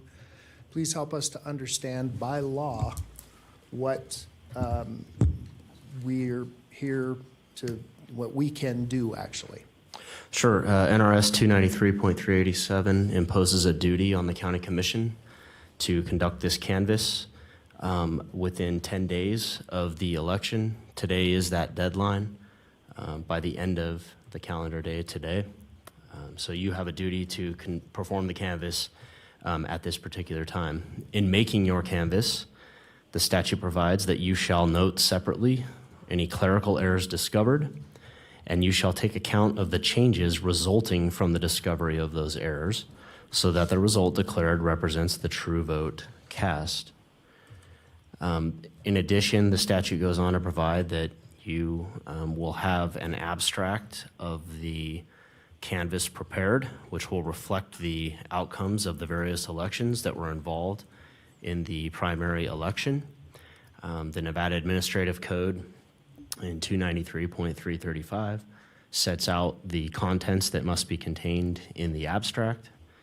It includes things like the name of the county, the title of the election, the date of the election, title of the office, the name of the candidate as it appeared on the ballot, number of voters in each precinct, number of ballots cast, number of votes cast for each candidate in each precinct. And it has some other information in there as well. But that's the gist of what the report, based on today's meeting, is required to include. There is a process in the NRS for example, a candidate that believes that the canvass was incorrect or believes that there were errors or believes that votes were cast that should not have been counted or votes that should have been counted were not counted or things of that nature. It's Chapter 293.410 and 413 and statutes in that area of the NRS provide for an election contest possibility for people that want to challenge the declared election results in a canvass. There's a timeline set forth for that to take place and a procedure set forth for that to take place. Those get filed in court, and that is the process that's set forth in the Nevada Revised Statutes. Okay. Let me ask you a question. Can anyone challenge prior to the canvass occurring? I'm not sure I understand what you mean by that. Can a challenge occur if we don't canvass the vote today? So the challenge that's set forth in the NRS is based on the declared outcome. So that's a precursor to that. So it goes from here, then it goes to the Secretary of State. The Secretary of State has 15 days from the date of the election, which gives 5 more days from the deadline for your canvass.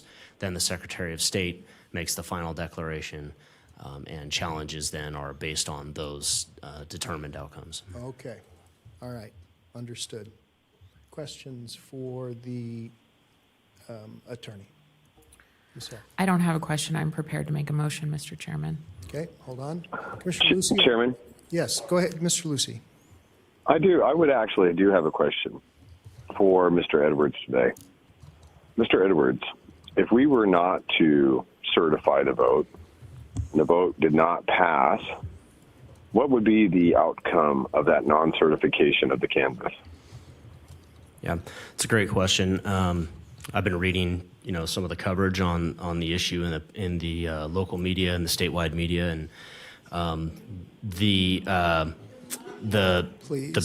precedent of that, I believe, is unestablished in Nevada. But the statute does not include an exception to your duty to conduct the canvass. It does include a provision for you to note clerical errors and for you to address changes in outcome that are based on those clerical errors in your abstract that goes to the Secretary of State.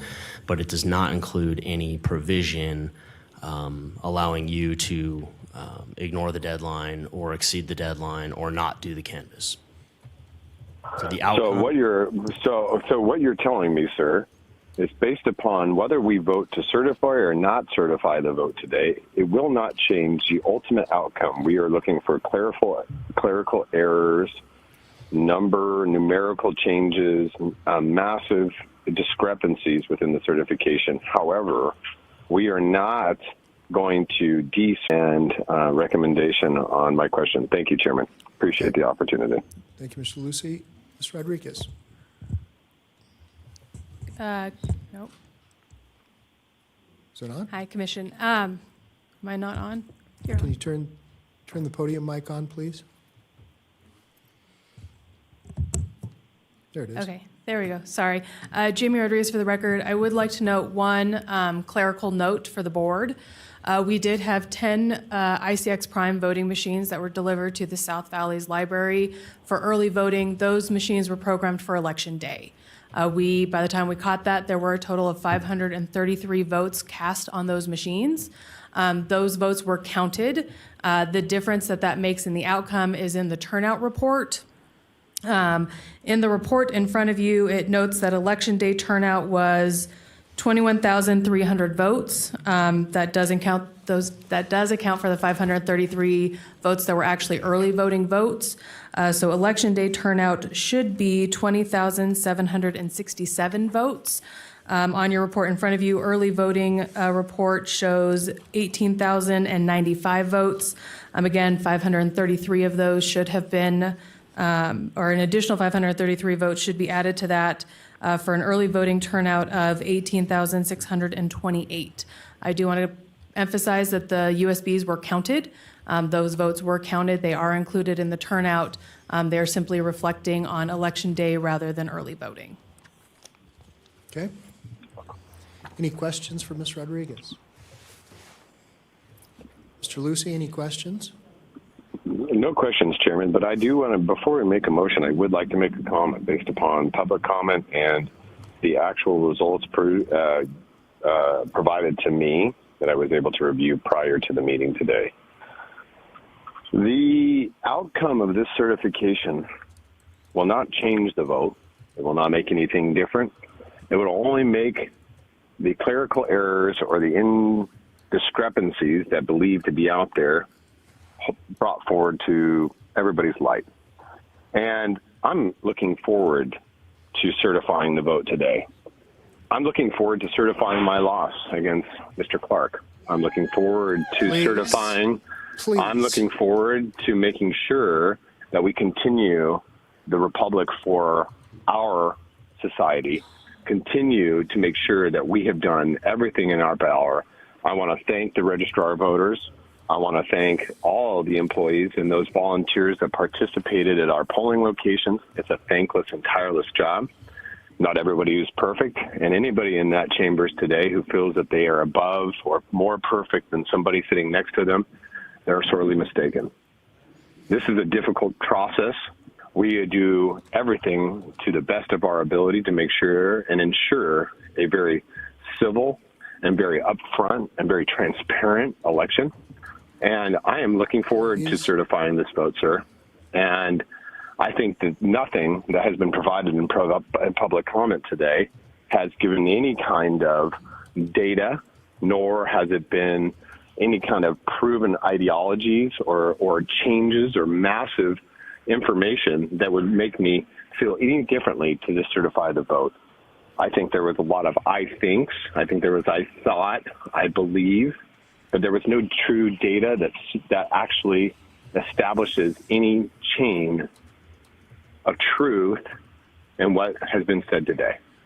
So, Chairman, I'm very excited and look forward to certifying the vote. Okay. Thank you. Thank you, Mr. Lucy. Anyone else have any comments? Hold on. Okay, so let me just make sure that I understand, Mr. Edwards. I want to make sure that no challenges that these folks have can occur until we certify the vote, and it goes to the Secretary of State, and it goes through the process. Yes, the Legitimate or not? outcome has to be established for there to be a challenge. The outcome has to be established in order for there to be a challenge. We have to certify the outcome. Okay? Okay. Go ahead. Thank you, Mr. Chairman. I move to approve the proposed declaration of canvass of the vote and order for the 2022 primary election and direct staff as set forth in the agenda item. Okay, I have a motion. Do I have a second? Second. Okay, I have a motion and a second. Second. Okay, I have a motion in 2 seconds. Please. Okay. Is there any other discussion? Seeing none, all those in favor, please signify by saying aye or vote. Aye. Aye. Aye. Those opposed? Okay, motion carries 4-1. Okay. Thank you. Thank you. Okay, thank you. Okay, Commissioners, I need to take a break for a few minutes. We have some stuff waiting upstairs, and then we will come back down and take our public comments. We are in recess.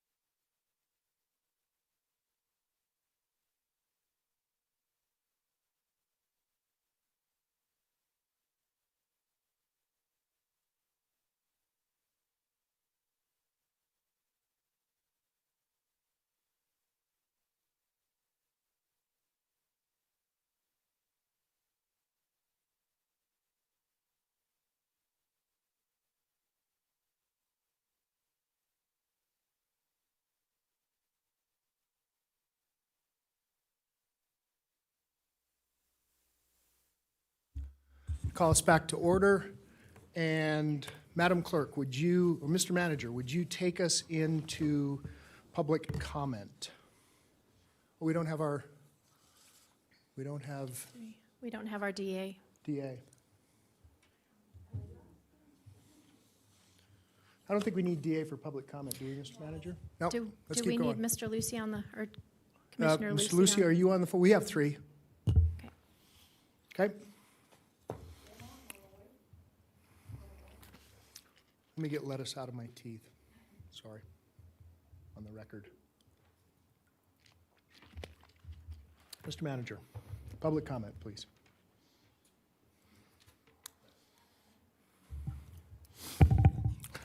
Item 6 is public comment. Comment heard under this item. Actually, this is item number 3, Mr. Manager. Oh, This is sorry. item number 3. We're back to our first public comment. Sorry. Public comment heard under this item will be limited to 3 minutes per person and may pertain to matters both on and off the commission agenda.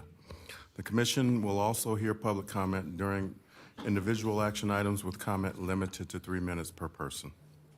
Comments are to be made to the commission as a whole. Okay, thank you, Mr. Manager. Madam Clerk, would you please call public comment? I have nobody signed in for item 3. Would anyone like to speak? You can sign in. Okay, come on up, Mr. Parks, and then and then make sure that we have a card or a duplicate card. I was under the impression I submitted a card. It was submitted for item 6. We're going back to item number 3. It's item number 3. Yeah. Filled it out. Okay, I've got you on. You got it? Gotcha. It's going to be the same, Bruce. You'll have an opportunity. Mr. Parks, forgive me. Okay, you're up. We're calling No. Bruce Parks first. Yep, you're up. That's not fair. You know how easily confused I am. Welcome. Well, thank you, Mr. Chairman and commissioners. Again, for the record, Bruce Parks, Chairman of the Washoe County Republican Party. Imagine my surprise when I look on the voter registration site and I scroll to the bottom of there and I see an item on that page. Reference adult entertainment in our public libraries. After pursuing the information further,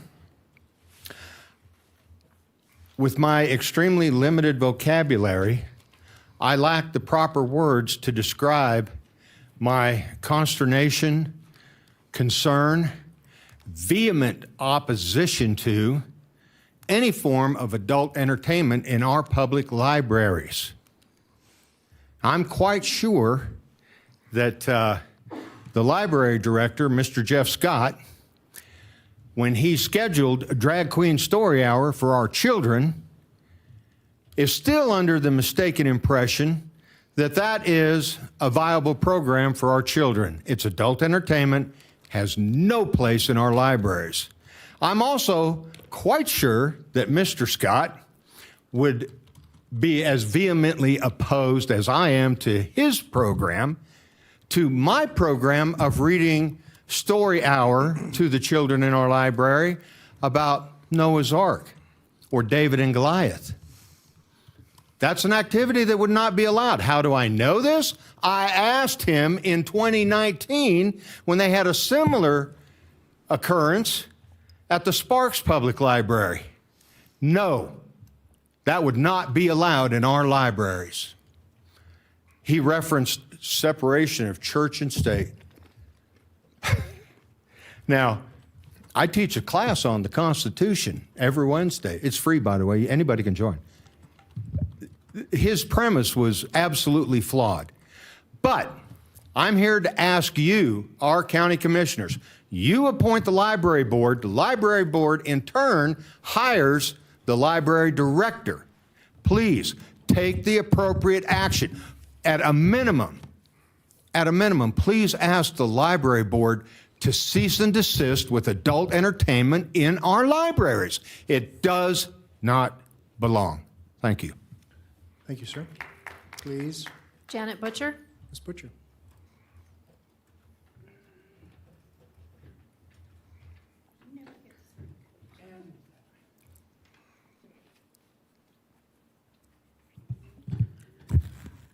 I'm not sure if we're on 3, 6, or We're on 25. It's the first public comment. Well, and that was quite confusing because I signed in for number 3 thinking number 3 was going to be first because number 3 comes before 4 and 5. But I know it's your discretion that you can switch it up and switch it around. But anyway, I'm signed up for everything. So I'm like a little off balance here because most of everything I was going to talk about, I talked about already. Except that we've stood before you for months and months asking to have some things remedied from the last election. This was even worse than the last election. I'm talking about the incompetence. The fact that supplies are brought in blue bags, nowhere on that thing did it state anything about that they should be. The fact that there were not enough poll workers, that's inexcusable. The fact that the chain of custody thing was brought up. I don't know about all of the polling places, but I do know that one of them, at the end of the true day of election, there was only one person that packed everything up and brought the ballots in.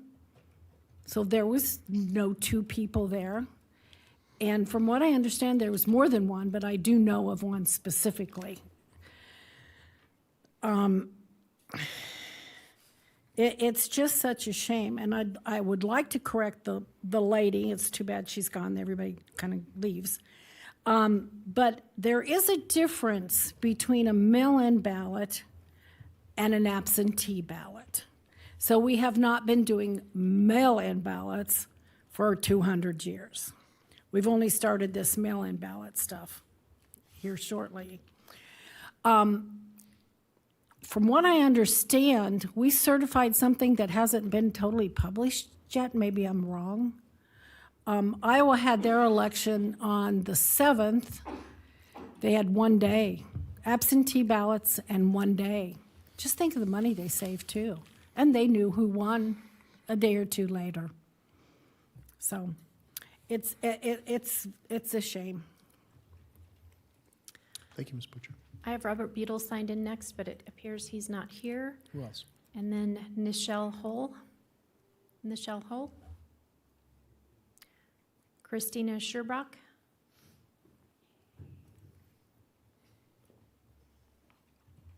Welcome, ma'am. Hi, everyone. Good to be here. My name is Christina Scherbrook. I'm a resident of Washoe County. I actually signed up for agenda item number 3, and I didn't really understand, and there was confusion. Can you hear me? Thank you. So I didn't get to speak before the certification took place, and I would have liked to do that. So next time, could you please make it more clear to us who don't really understand the process as well as others, perhaps, so that we know to move our, to mark off the right number when we go and enter our cards. Thank you. I appreciate that. I think there are too many people in our county who have serious questions about our elections, and I think you don't care. And I'm sorry about that, truly sorry. Because if you had true concerns and I was sitting in your seat, I would care about you. And I would care about your vote. It's a sacred honor to have our vote here in this country. And I'm really sorry about the trend in our country in general. So I will read to you today from U.S. Code Section 1519. Whoever knowingly alters, destroys, mutilates, conceals, covers up, falsifies, or makes a false entry in any record, document, or tangible object with the intent to impede, obstruct or influence investigation or proper administration of any matter within the jurisdiction of any department or agency of the United States, or any case filed under Title 11, or in relation to or contemplation of any such matter or case, shall be fined under this title, imprisoned not more than 20 years, or both. Thank you. Thank you, ma'am. Next up, we have Mike Roderick, Charles Elliott, Sandy Tibbett, George Lee, Mr. Lee.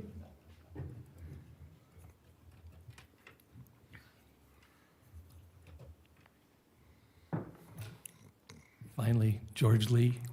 I live here in Sparks. Imagine, have you guys ever bought a car? I mean, I don't want an answer, but I'm just assuming you bought a car. And the contract said, sign here, pay this much. And then you turn the page and it's blank. But it doesn't say intentionally left blank. It means the rest of the contract is hidden from you. Well, that's what you have with the Dominion machines. The contract is hidden from you because you're not allowed to look at, or experts are not allowed to go in and examine the software and the software changes that go on during the election. You, at minimum, should express a distaste for this kind of action. You may not have the power to change it. You may not have the power to go, we're going to stop that because, well, we have a legislature that's not giving you that power. But you also sign the contract to buy machines for your county, for our county. So you really are responsible. Now, there's no comeback on that because you did it in good faith. You believed the lies or the contractual agreements. They may not have been lying, by the way.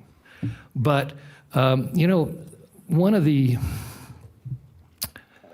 validating features of CISA, and you know what CISA is, right? That's the federal government process of accepting corporations who have an interest but promise to be good, but their interest is recognized as being invalid compared to the deal they made. You know, it's like being a criminal who turns state's evidence.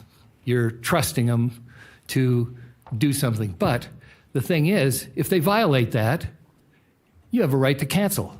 You have a right to put that person into, make them serve the penalty that they were due, right?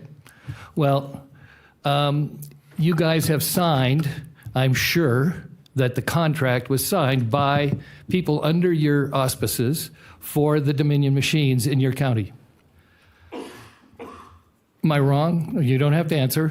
Well, I know you're right because they wouldn't be here if they didn't do it because the state didn't buy them. They were bought per county, I believe. That's my understanding. And I'm calling for an application for legislation from you guys to change the process. Change the process that is... Thank you. Timothy Burke, Cliff Nellis, Cliff Lowe. I'll wait till the end. Okay. Renee Brezentis.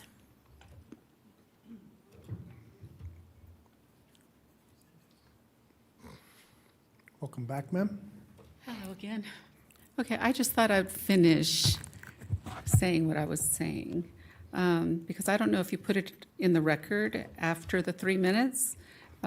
So I just want to say that when Heather turned over that bag and the contents fell out on the table, on the floor, and there was an orange bag in there, and that was had the ballots in there, the envelopes and the ballots.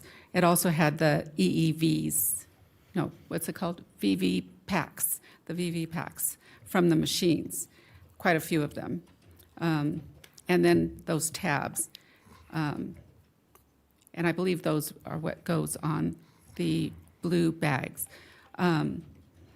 And I was sitting in the fishbowl, and there was tables right here, and I was right next to that area in the fishbowl, and they were the workers were bringing in the blue bags and just lining them up, and I didn't see them take one of those tabs off.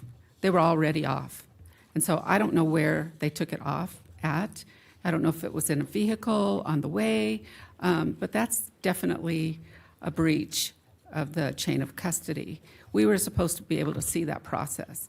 And the fact that I saw them fall out of that bag, and there was a concern because I saw Heather go over there, I saw Jamie go over there, I saw people go over there and look in that bag.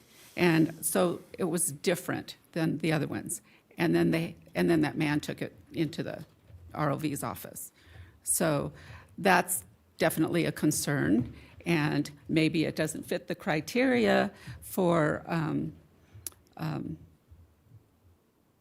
looking at the chain of custody and not certifying. But that seems like a pretty big thing to me. And also one of the other poll watchers that I knew, she said that they brought bags in from the other double doors, which is next to the double doors that goes into the processing room. And so this was outside of the processing room. And she has pictures of it, but she's out of the country right at the moment.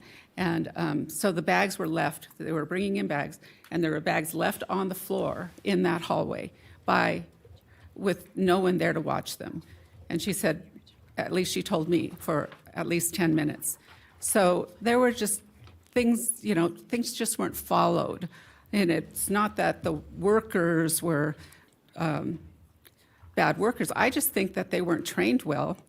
And that was my assessment as I...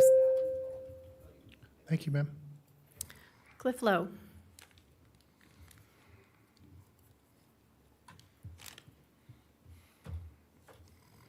Mr. Lowe. I changed my mind. For the record, Cliff Lowe. I'm more nervous than usual, and my comments are going to be more rambling and less coherent than they are usually because I'm just so upset. And I'm probably going to disagree with the large group of people who were here earlier and some of the people that are here now. I believe that the commissioners do care. I do believe that you're trying to do the best job that you can. I don't believe that you are evil people. I don't always agree with you. You don't always agree with me. For one thing, you don't always agree with each other. So you can't possibly all agree with me all the time. I didn't attend, but I watched some of the video of Tuesday's meeting. And I don't know if I decided not to make the time because I was just too shaken by it. I haven't taken a poll. I haven't gone around my neighborhood or anywhere else, but I do think I speak for a lot of the residents of Washoe County. I believe that you're here to do the people's business as best you can. And you have to set up certain rules and limitations so that you can conduct the people's business.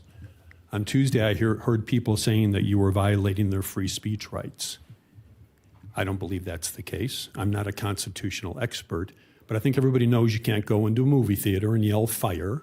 You can't go into a courtroom and start speaking whenever you feel like it. You can't go to the state legislature, United States Congress, and start yelling or screaming or you'll get ushered out.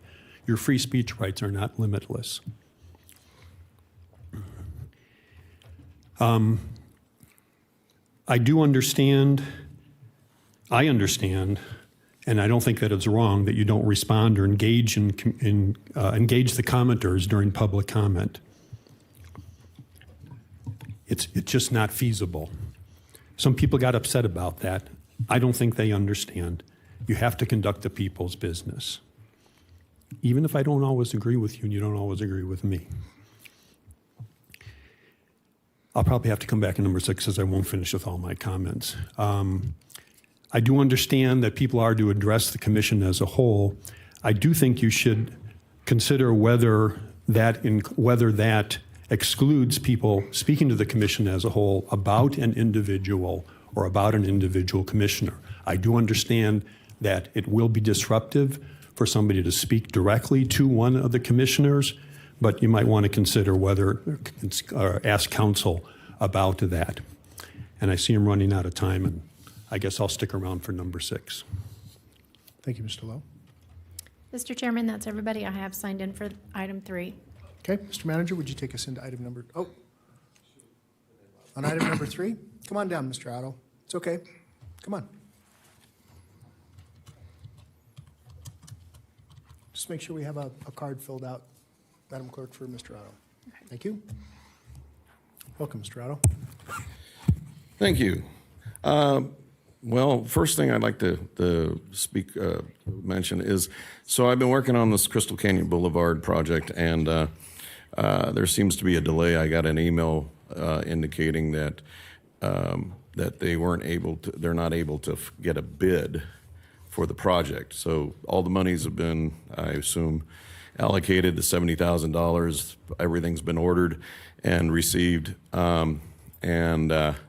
so unfortunately, the Dwayne Smith, who I addressed the original email to, never answered. But fortunately, I can count on the county manager to always return an answer back to me, and that's who I got the answer from. I have a couple days ago, I was approached by one of my neighbors who almost got ran over by one of those cars that are still speeding and excessively, and who was also very upset over the fact that not only did they try to run him over, or they almost ran him over, but they flipped him off. So it's really imperative that we get this situation rectified as quickly and expediently as possible. And then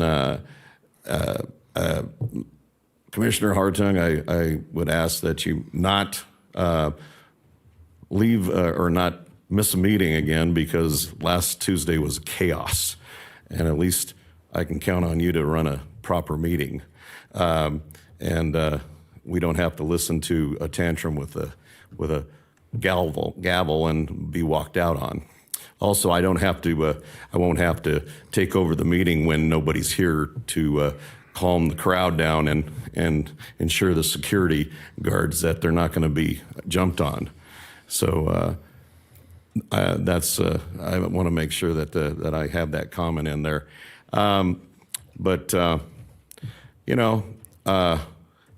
do have talked to hundreds, if not thousands of people being a candidate. And I can say that there's a lot of unhappy people with the county commissioners right now. And Mr. Lucy's loss is proof of that. So to say that there are probably people who are happy with you, but there's probably more people unhappy with this county commission than there are people that are happy. And I do my homework. So I know what the NRSs say. I'm not always right, but I can tell you, you need to be more diligent in your jobs in regards to how you make your decisions and if you want to be reelected. Thank you. Thank you. Okay. There's nobody signed in. Okay. All right. Did you take us, Mr. Manager, into item number 6? Go ahead and read it. Item 6 is public comment. Comment heard under this item will be limited to 3 minutes per person and may pertain to matters both on and off the commission agenda. The commission will also hear public comment during individual action items with comment limited to 3 minutes per person. Comments are to be made to the commission as a whole. Okay. Thank you, Mr. Manager. Madam Clerk, would you please call public comment? First up, we have Janet Butcher.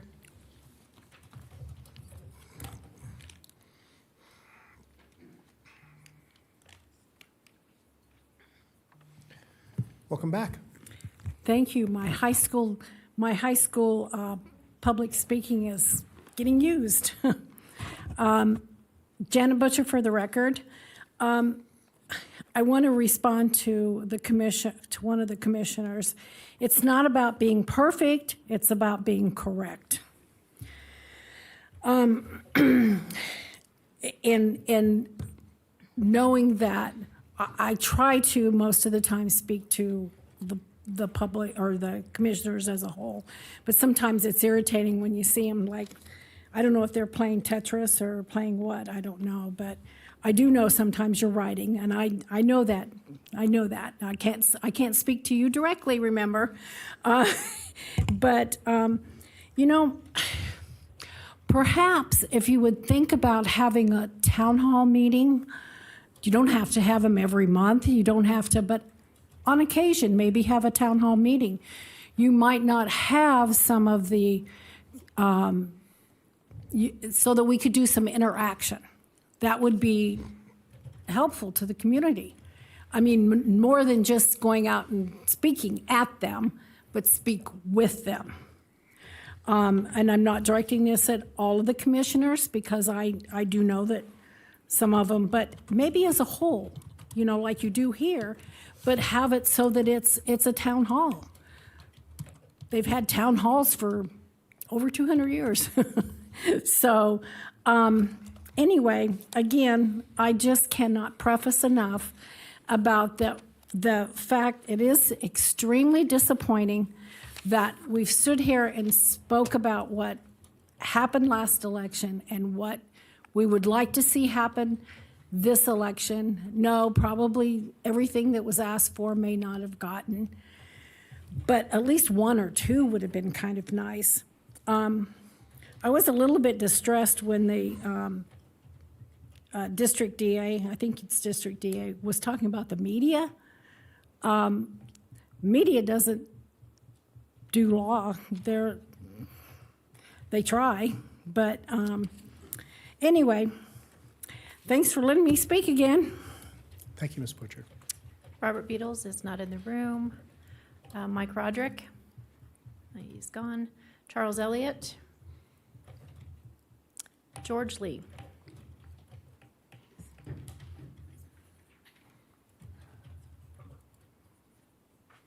Welcome back, Mr. Lee.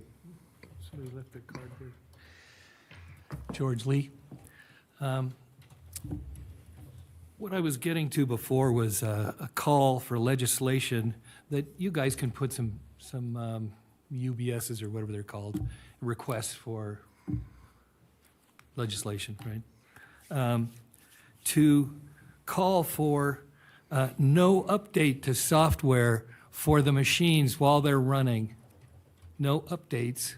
And if a machine needs to be updated or is not operating properly, it needs to be pulled off the line and not used.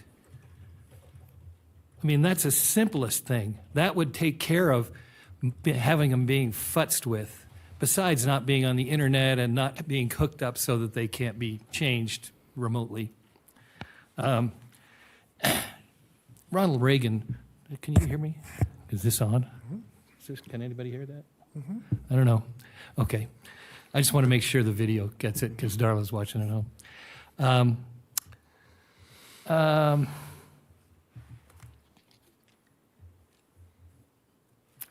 We need to buy new machines for the polling places, ones that use a paper ballot or they print the paper ballot.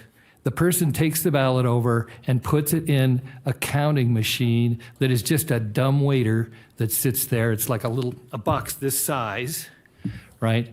And it keeps track and it records it on a thumb drive, right? And then the thumb drives are taken down and they're put into the system wherever they are, right? That would mean we'd have a paper trail that could be recounted. How simple is that? And we're only talking about getting rid of the electronic, monsters that sit in the polling places for individual voting. You are, by following through with this Dominion contract, you are trusting more than you need to verify. They're not allowing you to verify because they have a proprietary contract, a proprietary license for the software, and they're not allowing anybody to see it. In what planet would you sign up for something like that if you wanted to verify it? Because you'll never see it. It's hidden from you. So basically, you're believing them when they say, oh, everything's fine. Would you leave your child with a babysitter who says, oh, they're going to be fine, and then you find out that they were attacked by a Rottweiler while they were in their care? Would you believe that contract? Would you believe that person who told you that? Well, that's what this is about. This is about trusting more than being able to verify. Thank you, Mr. Lee. Timothy Burke. Cliff Lowe.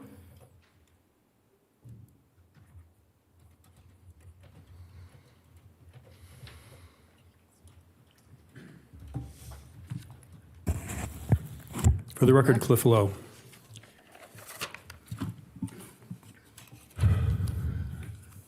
I'm concerned. I'm grieving for my country, which I love, I think, as much as anybody else. But after what I saw on Tuesday, which from what I understand was not the first of it, I also find myself grieving for the county because there appears to be a lack of civility. I am heartened and cheered by the number of people that turned out today to express their opinion.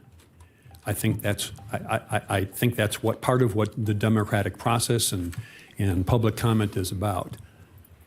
But I'm concerned and I'm frightened for my country and my county by the nature of some of the comments that were made, that were veiled and some not so thinly veiled threats, name calling, things that were just disturbing. Also, on a specific basis, there were some things that I do believe many of the people here earlier realized, and I'm sure you realized, there were people complaining about some things that they didn't like that I don't think you have any power over. I don't like the fact that everybody gets mailed a ballot even without asking for one. I don't think you have any control over that. You might have some control and input whether one eligible voter receives 2 ballots in the mail. That's worth complaining about. I don't like the fact that only my signature verifies that I'm eligible to vote, that there's no voter ID. I don't think you have any control over that. I don't like the fact that my tax dollars are being spent to print ballots in anything other than the English language. I happen not to care for that. That happens to, I believe, be federal law. You don't have any control over that. I also understand and wish more people understood why there can't be applause taking place during the course of public comment or any time during the meeting. The meetings this is definitely a slippery slope. They will descend into chaos and anarchy. People will be yelling and booing and cheering, and it will just be a total mess if that happens. So I understand why there can't be applause. I would mention one thing, however, something that's kind of been stuck in my craw for a long time when it comes to applause, and I hope you'll consider this, and that is you encourage applause, and you have to be, I think you need to be consistent. When there are promotions, people getting awards, graduates from this county academy or something, you actually participate and encourage applause. I understand why you want to do that, but if you're going to discourage it in other items, I think you have to give up the applause during those items so that you can be consistent with the public. Thank you. Thank you, Mr. Lowe. Kenji Otto.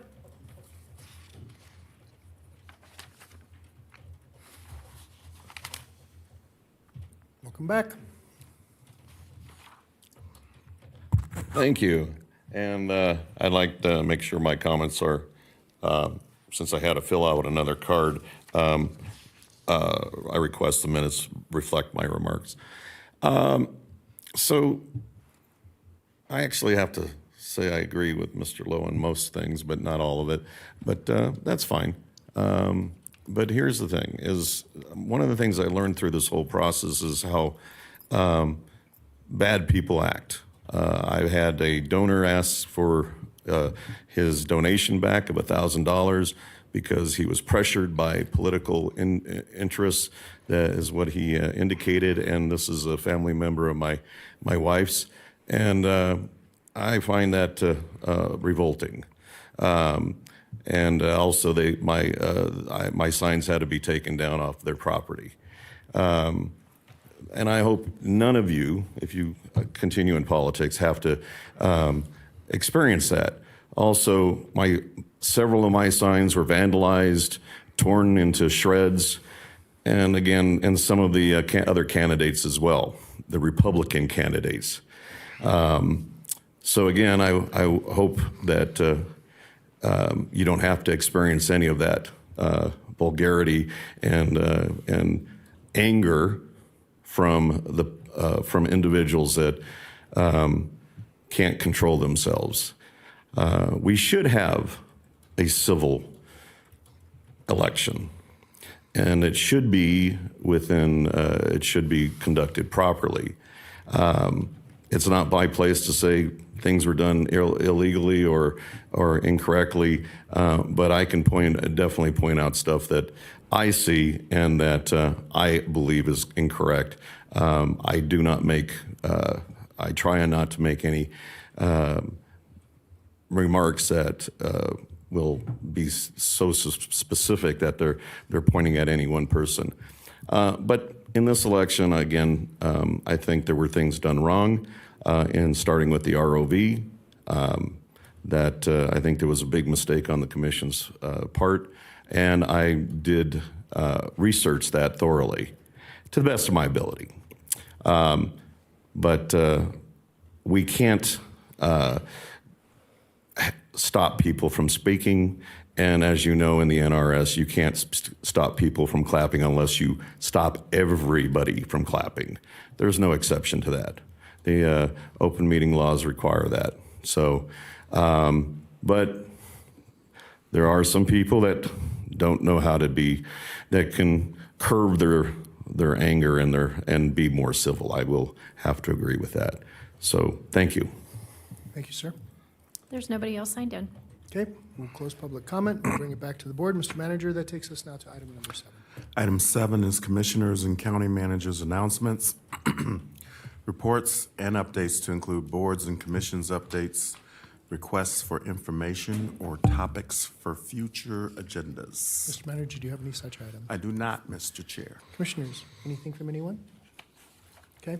I have one thing, Mr. Manager. Would you ask the sheriff to do some enforcement on Crystal Canyon until we can get that resolved? Yes, sir. Okay? Okay. Message received in the back of the room, Mr. Manager. Okay, very good. Anyone else? Okay, all right. I will close item number 7, and we are adjourned. Thank you so much.